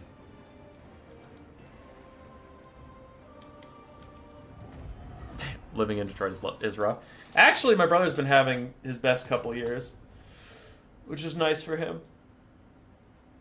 He finally got, like, a job he seems to really enjoy and gets paid decent. So, Good for him. For the Empire, their build was fine. Their build was fine, but I do think Kaiju got outplayed by Seos. And Seos has been a monster. In the last tryhard tournament we have, which we have another one coming up Saturday, the last tryhard tournament we had, I got 0-2'd by Seos, and I just got wrecked. And I think he won the whole tournament pretty handedly, so... maybe the best active player right now. It's certainly looking like it. And that is the last up...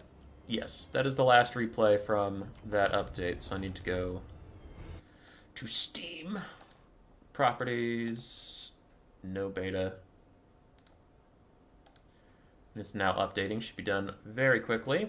While that updates, we're back down to 2. As Seos sweeps through, is Pigman 202 left for the victors of the North, and Seos left for the victors of the Undead. Longshanks and Gotrek Starbreaker have not yet gotten out of round 1, but that is the next game we will cast. We will find out which side actually still has 2 combatants left, as Seos and Pigmen are sweating bullets at this point. Just like, please don't leave me alone. Seos doesn't want to fight Little Grom. Pigman doesn't want to fight Seos, who just swept out people. Patch is done. Rebooting the game. At least he's not in Ohio. I went to Ohio for a board game convention. It was rough. That's all I'll say. Because we might have viewers from Ohio, and I don't want to be too much of a dick, but it was rough. Your state did not welcome me with open arms. Your state welcomed me with a weird smell. A very weird smell.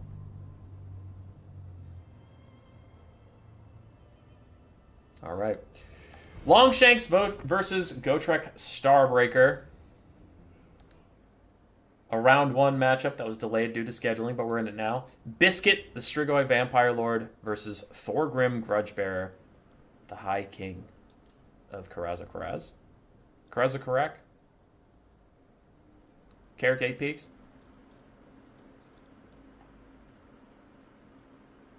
Bro, I don't know.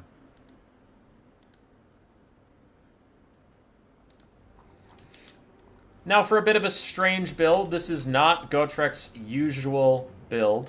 His usual Vampire Counts build involves a lot of Iron Drakes and Thunderers. We have Double Foot Runesmith with the Hammer of Carrick Draws.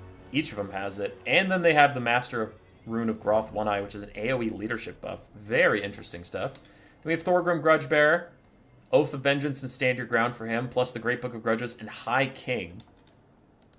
So a lot of melee and leadership buffs to try and keep these guys in the fight. Then for the front line, we have a bunch of regular miners. Miners with blasting charges too. Warriors, Dragonfire Pass, a bunch of Dwarf Warriors, some Dragonback Slayers, Longbeards, and Dwarf Warriors of Grave Ones. It's a Dowie Tide. There's very few ranged units. The only ranged unit is actually just a regular miner with blasting charges. Not even the Ekron's miners. Double Runesmith, is that allowed? Yeah, dude. Yeah. They don't have the same rune. These are both items. So neither of the runesmiths actually brought, like, a rune. On the other side, for Longshanks, we have a front line of zombies, some skeleton warriors, 4 Vargeists? No, 3 Vargeists and some Fellbats. A Strigoi Vampire Lord on his Terrorgeist with just Invocation of Nehek for a spell, and then we have a Necromancer with the Zombie Summon, regular Corpse Cart, and some Crypt Horrors. I'm concerned there's no Graveguard with great weapons versus this many Dwarf Warriors. That might be difficult, as Miners with Blasting Charges deal more damage to their own brethren than they even do to the zombies they're fighting. And Thorgrim just piles into the front line. The Dwarves are already fighting it out, and how much can these Vargeists get done? If they get really effective Cycle Charging down, maybe they can kill all these guys. Seems like a hell of a risk versus Mortis. Quite possible, but in an event like this, some people take it seriously and some people play for fun. This definitely looks like a for fun dwarf build that Gotrek was just playing around with. Because once again, I know his serious build, and it is much more Daka. Strigoi Ghoul King is trying to snipe out the High King himself, and the High King's already lost all of his support. Dragonback Slayers and the Warriors of Dragonfire Pass are trying to get to him, but they're completely blocked out by the Undead at this point, so Gotrek is alone. By Gotrek, I mean Thorgrim, sorry. It's confusing with the player name as a character's name, but it's not the character that's in the game. So High King Thorgrim Grudgebearer fighting on his own with a lot of buffs popped, because he has his Great Book of Grudges, and he also should have High King active, because he's in melee, yes, so he has a bunch of melee attack and stuff. Zombies and Crypt Horrors and Vargeist trying to snipe out the Dwarven Lord, and a lot of miners have already left the battlefield. Hell, even some Dwarf Warriors have gotten wrecked. And if the Vargeists get out of melee combat, they don't want to bump and grind, but if they stay out of melee combat and like keep cycle charging, they can do a lot of damage to these Dwarven troops, as we've already seen. Strigoi Ghoul King back in the fight. He's currently flammable, but other than that, no debuffs as Thorgrim's continuing to get poked. There's no healing here, there's no Felix, there's nothing like that. But Crypt Horrors are taking a ton of damage fighting these Dragonback Slayers. Ow. Ooey owie. Ooh, okay, wait, I saw that. Dragonback Slayers are trying to get paired up with the Warriors of Dragonfire Pass, because the Warriors of Dragonfire Pass have fire, which we already talked about reduces healing for anything. But then the Dragonback Slayers give you flammables, so you have weakness to fire damage. So they're trying to team up with the Warriors of Dragonfire Pass and get good damage out that way. Balance power is about dead even. Some Fellbats are trying to chase miners that have routed. Crypt Horrors are trying to kill off other stuff. And how are we doing on the Vargeist front? 2 out of 3 are very healthy, and then 1's at half HP. So the Vargeist so far for Longshanks have been well managed. These ones are probably in melee combat for a little too long. They got to fall back. They got to get those charges in. Strigoi Ghoul King with Bloodlust popped, but also Oath of Vengeance on him, lowering his melee defense. He probably wants to back off. 25% extra armor piercing is just not enough to really be worth it, so he doesn't need to get out of here. I just noticed he actually has a bonus versus large, which will help him versus Thorgrim. Cool, good for you. Still get back into the sky and get away from here, though. Some dwarves getting run off. Various zombies are dying, which is not a big deal on the side of the vampire counts. All they care about is their Vargeists, which, again, this one's been in melee combat for way too long. It has to back off. It has to refresh that charge bonus and the charge impact. Strigoi Ghoul King's fine. Healing himself up in the sky is fine. Where's the third one? Where's the third Vargeist? I don't see it, and that has me worried. Did it die? If it died off screen, I'm going to be pissed. Another Vargeist is getting chewed up right now. It is dead, and it looks like the third Vargeist is also dead, and that is very concerning for the Vampire Count's chances here. A lot of miners taking damage. Some Dwarf Warriors still holding, though these guys are honestly getting closer to routing than you would expect for a full health Dwarf Warrior, but they are surrounded by a bunch of big spooky stuff. Vampire Count's trying to grind through the Warriors of Dragonfire Pass, and where are those Dragonback Slayers? Oh, they're living their best life. They're killing Crypt Horrors, they're killing Vargeists. Both the Vargeists I can see have taken a lot of damage now. And that takes a lot of agency away from the counts, which just relies on zombies and Crypt Horrors to grind through dwarves, which is never going to work. The Vargeists are like all of your DPS.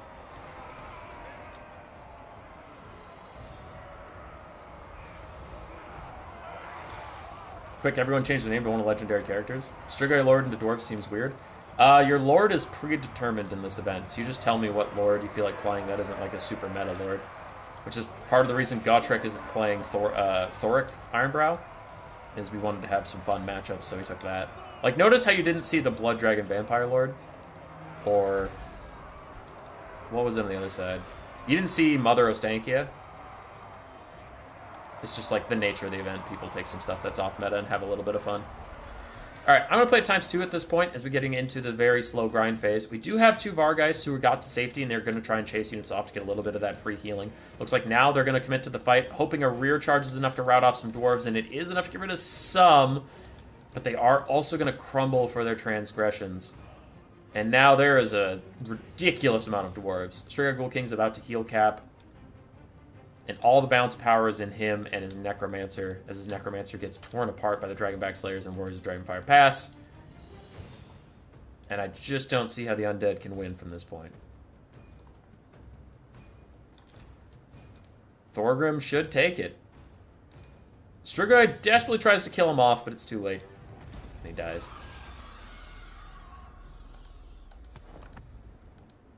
For the Longshanks, Strigoi Lord did okay. I don't think he paid for himself, but he did okay. Vargeist struggled a bit to get their value back, stayed in combat for a bit too long. Crypt Horrors did okay. Skeletons and zombies got shreked, but slowly. For Gotrek Starbreaker, his runesmiths, I don't know. They're providing supports. Maybe they'd okay. 3,500 value on the Dragonback Slayers. Yeah, that tracks. 850 on the Warriors of Dragonfire Pass. Other Warriors did okay. But most of the build was carried by the Dragonback Slayers, just killing off Vargheists. GG. GG. Okay. So now we finished round 1. And Seos is alone. As he sighs a sigh of the weary. For the next game, looks like Gotrek was ready to fight once again. As the chronological order indicates, he did not, he being Seos. Seos did not fight Pigman. He fought the Starbreaker.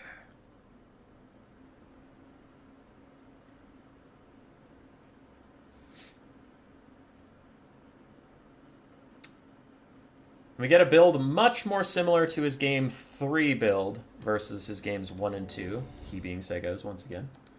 We have a bit of Kite to stop the Dwarves. We have 4 Ushapti Great Bows, one of which is the Chosen of the Gods this time, going for more spread out damage than single target. Front line of Skeleton Warriors, the Kepra Guard for some late game pressure, 3 Ushapti, and a Carrion. For the Dwarves, and very concerningly for Mr. Kotep, I saw some Cannonballs. We have Norgamling's Ironbreakers in the Vanguard in some trees, then Miners and Dwarf Warriors with great weapons. We have Double Cannon, a Master Engineer with reload, restock or whatever, but gives him more ammunition to counterfire. And then a Runesmith with the Rune of Breaking, but no, he doesn't have the Rune of Missile Resistance or anything like that. Miners with Blasting Charges and Dwarf Warriors, and then of course, Thor Grim Grudgebearer. Meanwhile, 4 Ushaptis is proving to be quite tough for the cannons to deal with. Cannons are firing back okay, but with Carrion diving in right now, they should disrupt those cannons for a little bit, and then the Ushapti can hopefully finish them off. And then from there, the Tomb Kings are pretty free and clear to kite the rest of this out. There's no Thunders, there's no Quarrelers, nothing like that. Do Longbeards with Great Weapons beat Graveguard with Great Weapons? Without support from either side? No. No, Graveguard should beat that. And then Graveguard with the Corpse Guard should beat that even harder. But the Dwarves can get some serious help from Thoric or Thorgrim or... I mean, he did have those crazy engineers running around. 1 cannon is routed off by the quadruple Ushapti Great Bows.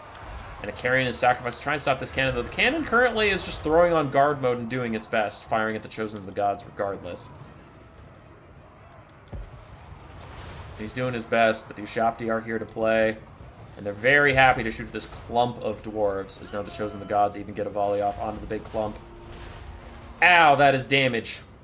Ow, ow, that is damage. Oof, Kotep even joins in on punishing the clump. Cannon routed off. Other cannons trying to return to the fight as the dwarves advance. In melee, they should do completely fine. I mean, like, the only unit of any concern is the Kepler Guard. Everything else here is super easy for them to beat. I guess there are 3 melee Ushapti. I did just forget about them in my brain as they charge out and hit miners in the face. See how that goes. As the Norgamling's Ironbreakers get a massive volley, but it does as much damage to the miners as the Skeleton Warriors. Oh my god! What's going on with the dwarf-friendly fire in the last 2 replays? Jesus. This cannon is back online, but it only has 1 model left due to the Ushapti Great Bow Kite. A lot of the Great Bows are just hitting the actual cannon models themselves. Taking out the last one, making that dwarf cannon crew just kind of an underwhelming melee unit. Brutal. Norgamling's Ironbreakers continuing to pepper the front line of the Skeleton Warriors. They're now getting shot by the Chosen of the Gods. Regular Ushapti Great Bows also hitting these guys as they fall back. Graveguard aren't going to outright beat most infantry, but they're going to take years to kill. Graveguard with great weapons will beat Dwarven Longbeards with great weapons, though. Because they have a bonus versus infantry that I often forget about.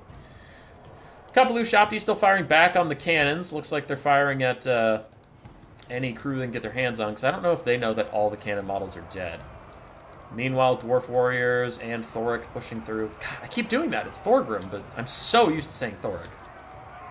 Anyway, they're slowly pushing through skeletons, doing their best, but they're taking a lot of damage in the meantime. The concern for the Tomb Kings will be their ammunition, as the Ushapti are already down to half ammo over here. Where are the other ones? Full ammo, actually, on that guy, and the Chosen of the Gods are just above half. Kotep also has a lot of ammo, though. Can he even kite? He's slower than Dwarf Warriors, so he can't kite. He's stuck with what he gets. Meanwhile, Thorgrim and his boys killing some stuff. Ushapti managed to get isolated against Dwarf Warriors with great weapons, and the Runesmith, who still has his leadership buff from the Master Rune of something, One Eye. Regular Graveguard at bonus versus infantry, infantry 2. Yeah, but they don't have armor piercing, so versus Longbeards with great weapons. I mean, Graveguard would just lose. Not having armor piercing is brutal for them. Who's Thorgrim? Some guy. Some bro. Kotchev's fighting a bunch of dwarves. Ushapti are going to peel themselves off, but a cannon is back. It says it has 4 out of 4 models, though I know that's probably a bug. It only has 3 out of 4, which is actually still more than I expected. And big shots onto those Ushapti great bows. The longer they can fire, the better it is, because they're currently targeting the Ushapti that actually have HP left. And ammo. These other ones are running low on ammo, so no one cares. Dwarves still trying to grind it out. 2 of the 3 melee Ushapti are still alive. As for the Tomb King's infantry, the Kepler Guard are doing okay. Aside from the Kepler Guard, though, they had 5 skeleton warriors at the start.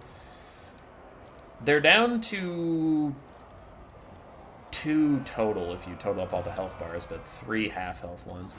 So the dwarves are finishing off the Tomb King's infantry for now. That cannon is going to be a problem. The longer they can fire, the bigger problem this is. But the Ushapti are getting pushed away. 1 on the flank that Seos was winning is pushing in, and now this is a huge problem for the dwarves. They've taken a lot of damage. I imagine these cannon models don't have too much more HP to them, so as this volley comes in, I wouldn't be surprised to start seeing cannon models drop. The brave dwarven crew are going to hold on for, looks like, 1 more volley. Then they'll go down. And the kite continues. Dwarves have rallied a bunch of infantry around over here to fight some melee Ushapti. There goes the cannon crew. 1 cannon is still technically functional, so if the crew comes back, maybe they can pilot it. Thorgrim trying to join the fight, trying to fight some Ushapti. Though I don't know what he can do against all this kite that's still left. That is a summon Ushapti, okay.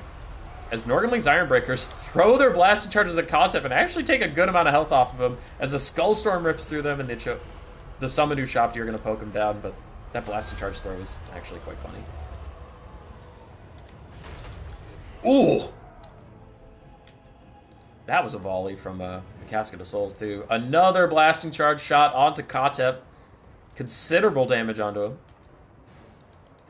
And the Dwarven cannon crew from this right-hand cannon that all of the models are dead, they're trying to get to this cannon that still has a single model alive. And they're here. They will fire. We'll see how much damage they can do before the Tomb Kings realize that they're back online. This Ushapti summon has 22 seconds left of being in the game.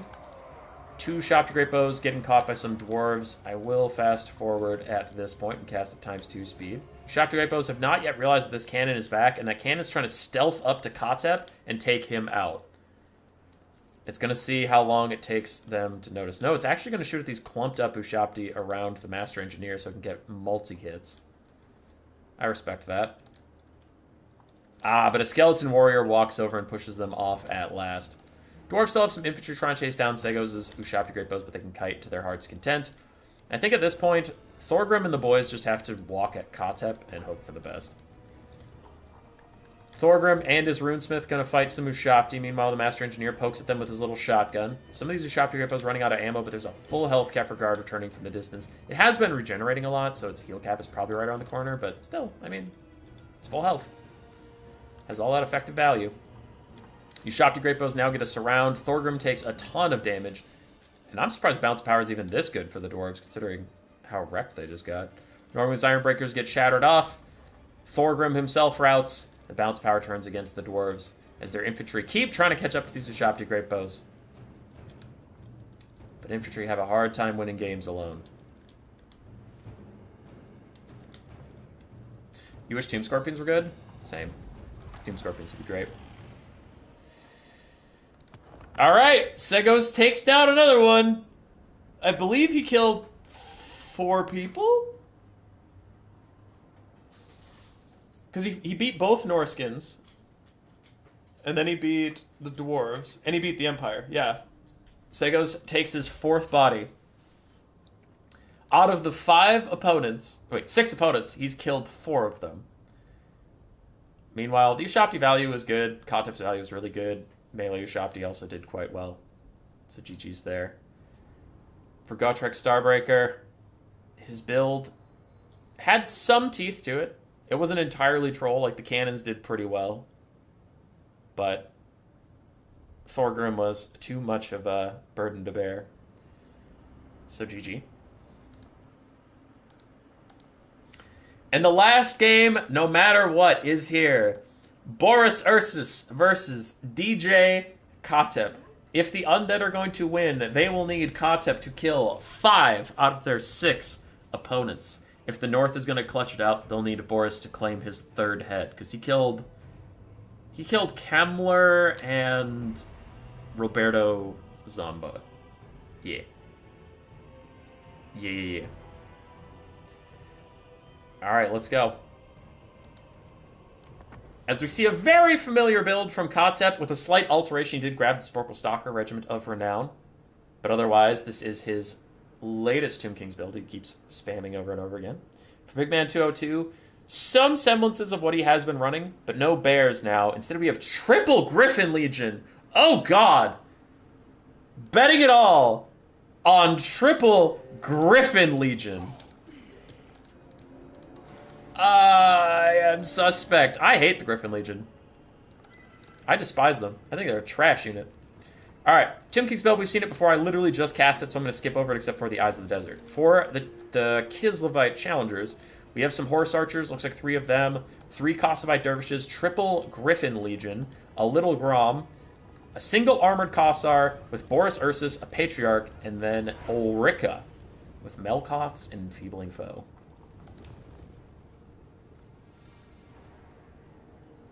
Tomb King's only viable undead faction? Coast or Pog? Coast are amazing right now. I love the Coast. They're my 2nd favorite faction behind Skaven. Tomb Kings are solid too. I do think vampire counts are weak, though I'm in the minority there. If you ask like 10 players, 7 will probably tell you that vampire counts are quite strong.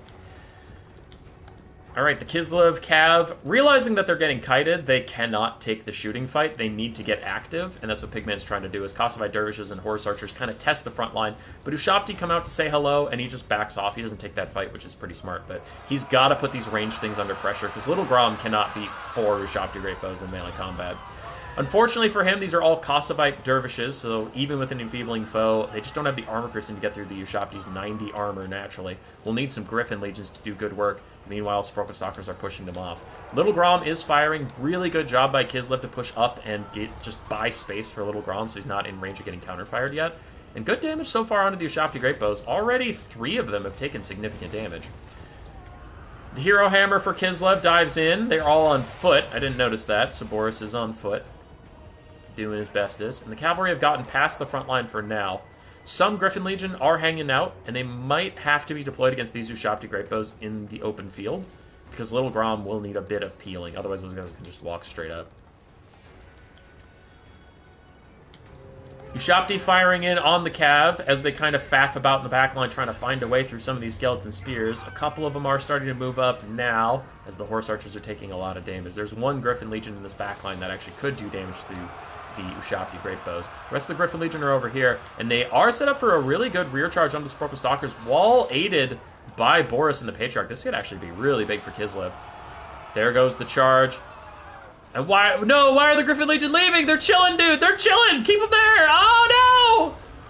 They're running over here to help the Armored Kossars, but oh, I wish they would just stay and finish off the Eyes of the Desert. These other 2 Griffin Legion are poised to sandwich in on these other Ushopti, but they got to get aggressive with it. Other Kosovite Dervishes are just running away. They don't want to get caught up in some stuff. And a blob of Cav might get punished in this back line if Kotep has anything to say about it. Does he have his Bound Skullstorm? Bound Skullstorm right there with it. Pretty good. Sporkle Stalkers take a ton of damage, but they do escape for now. And then a bunch of Dervishes might sandwich them in, but it looks like the Dervishes are looking for a way out. No, they're going to poke some more Ushopti Great Bows. One Griffin Legion has been kept in reserve to protect Little Grom. They should now probably dive into that Ushopti Great Bow and finish it off. It's not like there's a ton of stuff that can squeeze past them and get to Little Grom at this moment. Balance of power is very even, as the Kislevites are taking a lot of damage, but they are getting the targets they need to. The Ushoptis are not feeling good. There's one full health one, and then 2 that are just about dead. One that's about to get charged by a full health Griffin Legion, so it's not feeling great. And the Sporkle Stalker ROR is getting nice and low. For Kislev, for the Tomb Kings, a lot of their power comes from their melee units that are left over. I mean, their skeletons are chilling. Their melee Ushapti are also chilling, but the Hero Hammer can clear out a lot of that, plus Cav cycle charging in the late game if there's any Cav left. One of our Griffin Legion has taken critical damage. Another one's at half HP, so he's still functional. And another one's full health.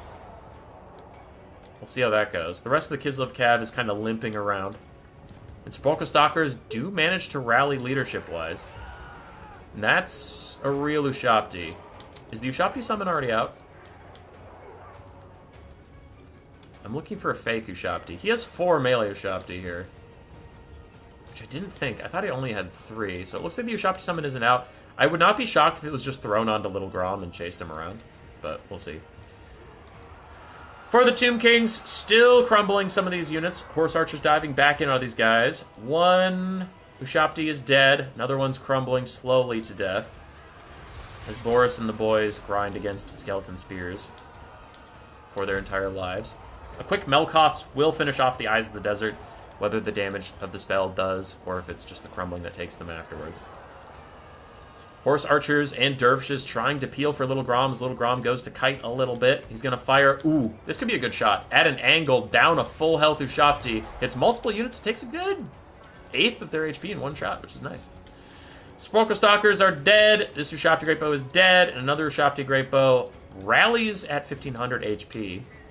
And Nero's Incantation of Protection gives them some nice physical resistance. Little Grom still healthy, tons of ammo. Kislev's ahead on the battle's power for now. He is going to get chased, though. There's nothing left to peel for him, and these Ushapti are faster than he is by quite a bit. Meanwhile, the Kislev Horse Archers, without all of the Ushapti out there, 3 of them left their backline abandoned. That does mean that these guys will get caught out, but a Skullstorm from Kotep going to kill off some Dervishes, even goes into the oncoming Dervishes, might rout all of them off. And one healthy-ish Griffin Legion is going to go try and peel for Little Grom. If he can just cycle charge freely while the Ushapti try and kill Little Grom, that could get good value. But if they countercharge against him, it might be a bad trade. Horse Archer's still trying to get these Ushapti in the backfield to crumble, while the Hero Hammer and his Cav finish off the last healthy Ushapti, getting it down to at least, like, crumbling range. So it might rally or whatever, but it's good damage onto something that used to be full health. More Griffin Legion going to the backline to peel for Grom. And Little Grom turns at point-blank range. He might want to fire into this clump of Ushapti right in front of him, but I wonder if he has attack orders to do so. He's currently having that weird bug that Little Grom gets for being a chariot, where he thinks he's firing over here, but instead he's actually facing this way. I think it's because there's an Ushapti in his way that's like stopping the game from realizing that he already turned.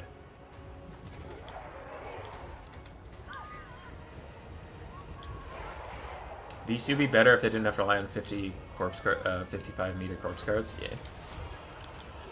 Anyway, Hero Hammer still clocking through our Tomb King's friends. Melkoth specifying miasma trying to poke down those Ushapti Great Bows, and Kislevite Horse Archers and Dervishes trying to charge back in, but their Blood passive is long since spent. So now they are just light Cav that can get routed off at the drop of a hat.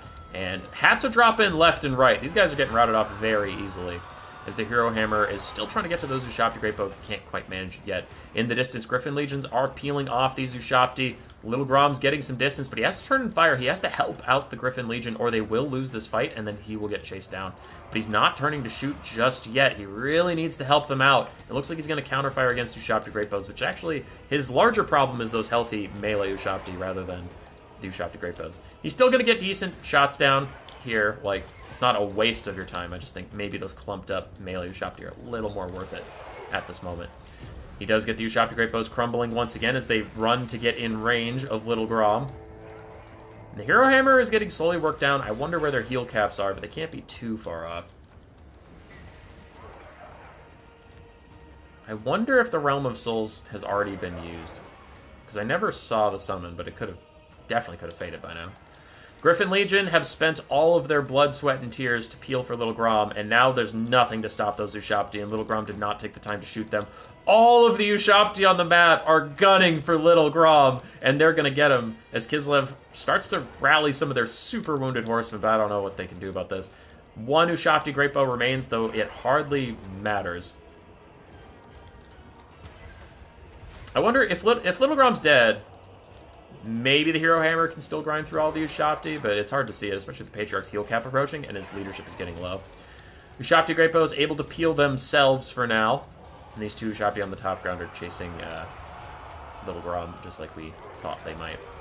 Griffin Legion rejoining. I think we're about to get Celiac's Lullaby to heal up all 3 Griffin Legion who are all in the same area. There it is. So trying to give these Cav a little bit of life back. Balance of power is still dead even, but a lot of the light Cav has just routed too many times. They're all starting to shatter now. Little Grom's still trying to kite away from these Ushabti who will catch up to him. Griffin Legion going to fall away after a quick cycle charge, using that healing. Another Melkoth cast onto the Great Bows to just take agency away from the Tomb Kings. Oof, this is getting risky. Patriarch's getting low. Tomb Kings are running out of chaff, not like they had a ton to begin with. The Ushabti Great Bows will continue to punish the Griffin Legion as they run around. And basic melee Ushabti are now running up to cut off Little Grom. They're tired of him kiting around. They just want to finish him off so they can get their Ushabti back to where they need to be. Skeleton Spearman still grinding away. Ushabti Great Bows still poking. And regular Ushabti are starting to rejoin the fight. Kotep's chilling off to the side. I really don't know how much Winds of Magic he has left after all his time. But he has really cheap spells, so it's not like he's necessarily out of Winds of Magic 10 minutes into the game. The Ushabti are getting ahead of the Little Grom. It continues to path forwards, but it's run out of road as they will close in on it now. And it should be the end of the line for our Bear Chariot artillery friend.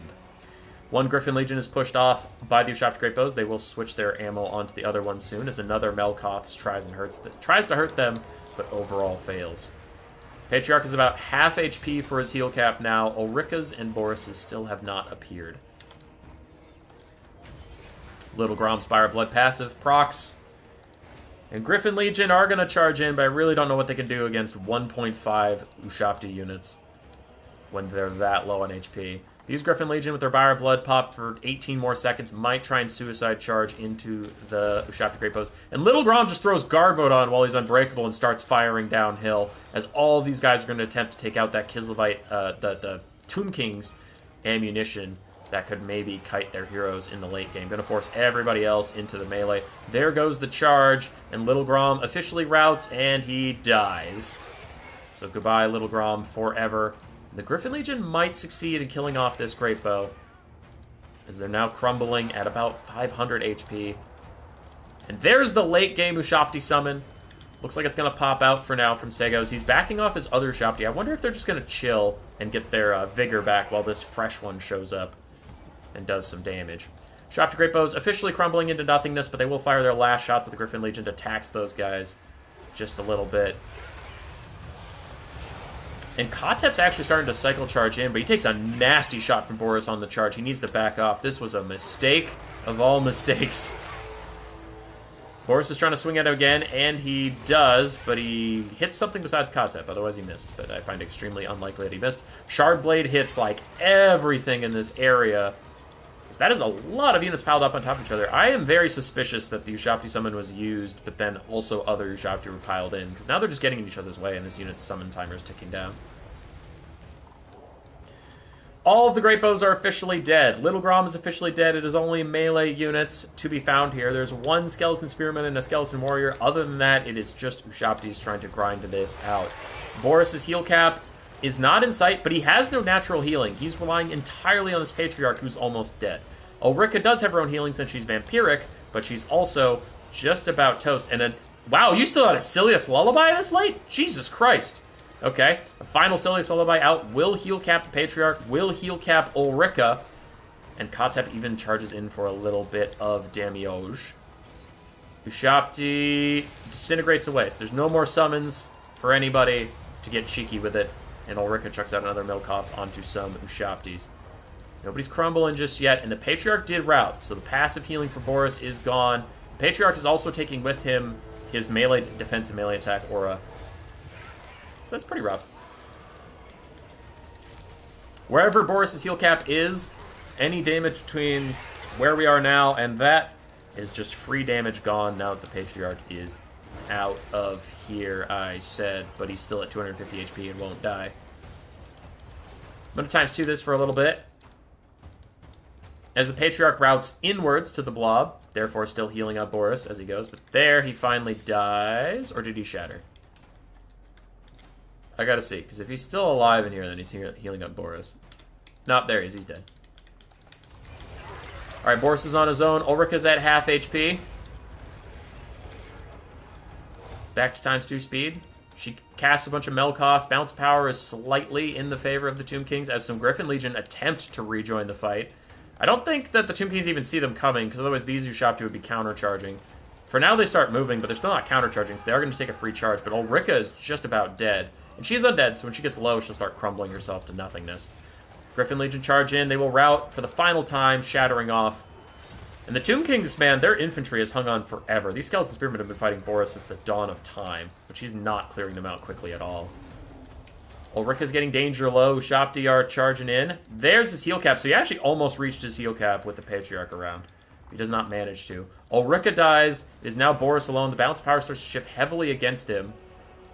As the Ushapti is crumbling to its death. A Skeleton Warrior is crumbling to its death. But there's still a full health Ushapti. There's a full health Skeleton Spearman. Army losses hits against Boris. And unless he turns the bounce power around in the time of By Our Blood, he is doomed. Alloys finally caught a stream. Hubby, I love you. Love you too, buddy, though you did just watch the end of the last game. As Seos kills 5 of the 6 enemy combatants on Katep, carrying the undead across the line. He will keep the kings on their thrones, and this is where I have some sad news for you all. Seos, after almost sweeping the event, did message me after his last game and say this will probably be the last time I participate in Faction Faceoff. He said, it just, like, it doesn't feel fair, so he is going to back out. It is a for-fun event format, and having maybe the best active player in our current community does make it a little difficult for other players. So Seos does win it all for the Undead. It went out of 11 possible games. It did go all 11, and the final game was quite close between Pigman and Seos. The Griffin Legion did end up putting me a little bit in my place. None of them got crazy value, but they were very useful. I won't pretend they didn't do anything. But the Hero Hammer and Little Grom tried to carry it. Unfortunately, just not enough. But it was a very, very close game. A very good way to end the finale. We will resurrect this format in January. I'll put it on break till then. I'm deciding what the theme for the next challenge would be, besides the Frozen North. Probably look for some factions not a ton of people are using and try and get them in on it. But you also don't want to go too weak because the Undead have been on their throne for quite some time. But we will be looking for a replacement for Seos. I'll post on my Discord looking for players. I know Father Ramsey already wanted to play, so I'll slot him in. But our Undead friends will be returning to their roles besides Seos. So we'll see how they do. Nice 2-hour stream getting through all those replays. Some nice close games too. Some fun, weird results. For upcoming content, we do have a serious tournament tomorrow. Sunday I have nothing because it's Christmas Eve and I'm going to be with my family and stuff. I have some 3v3 replays from Lucinia I got to cast. Those are right there if you take a look at them, so I'll do that next week probably. Other than that, I don't have a ton planned right now. We were finishing up the Nations event, Faction Face-Off, and the Olympics, which filled a lot of my December, so I've been pretty busy. It's just kind of nice not to have all that crap in my way now. 20 euros from Allies. Happy Ratman. Yes, yes. Well, happy Ratman to you, too. I'm really bad at knowing what to say during donations. You did great.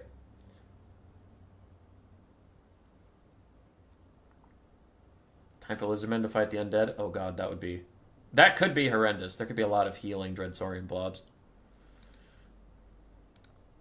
It's time to play everyone's favorite game. Let's look for other live streams. Okay, Radiant Ash is still streaming. That's pretty lit. How do I send people there?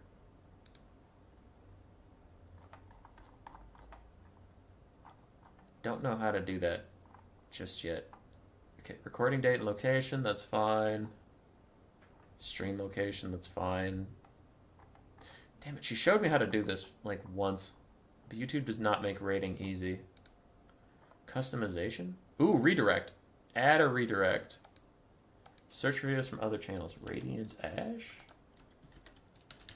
I will figure out this raid sometime. Okay, save. Redirects your viewers to keep viewers engaged across multiple events. Add a live stream or premiere for people to watch after yours ends. Okay, so we saved that.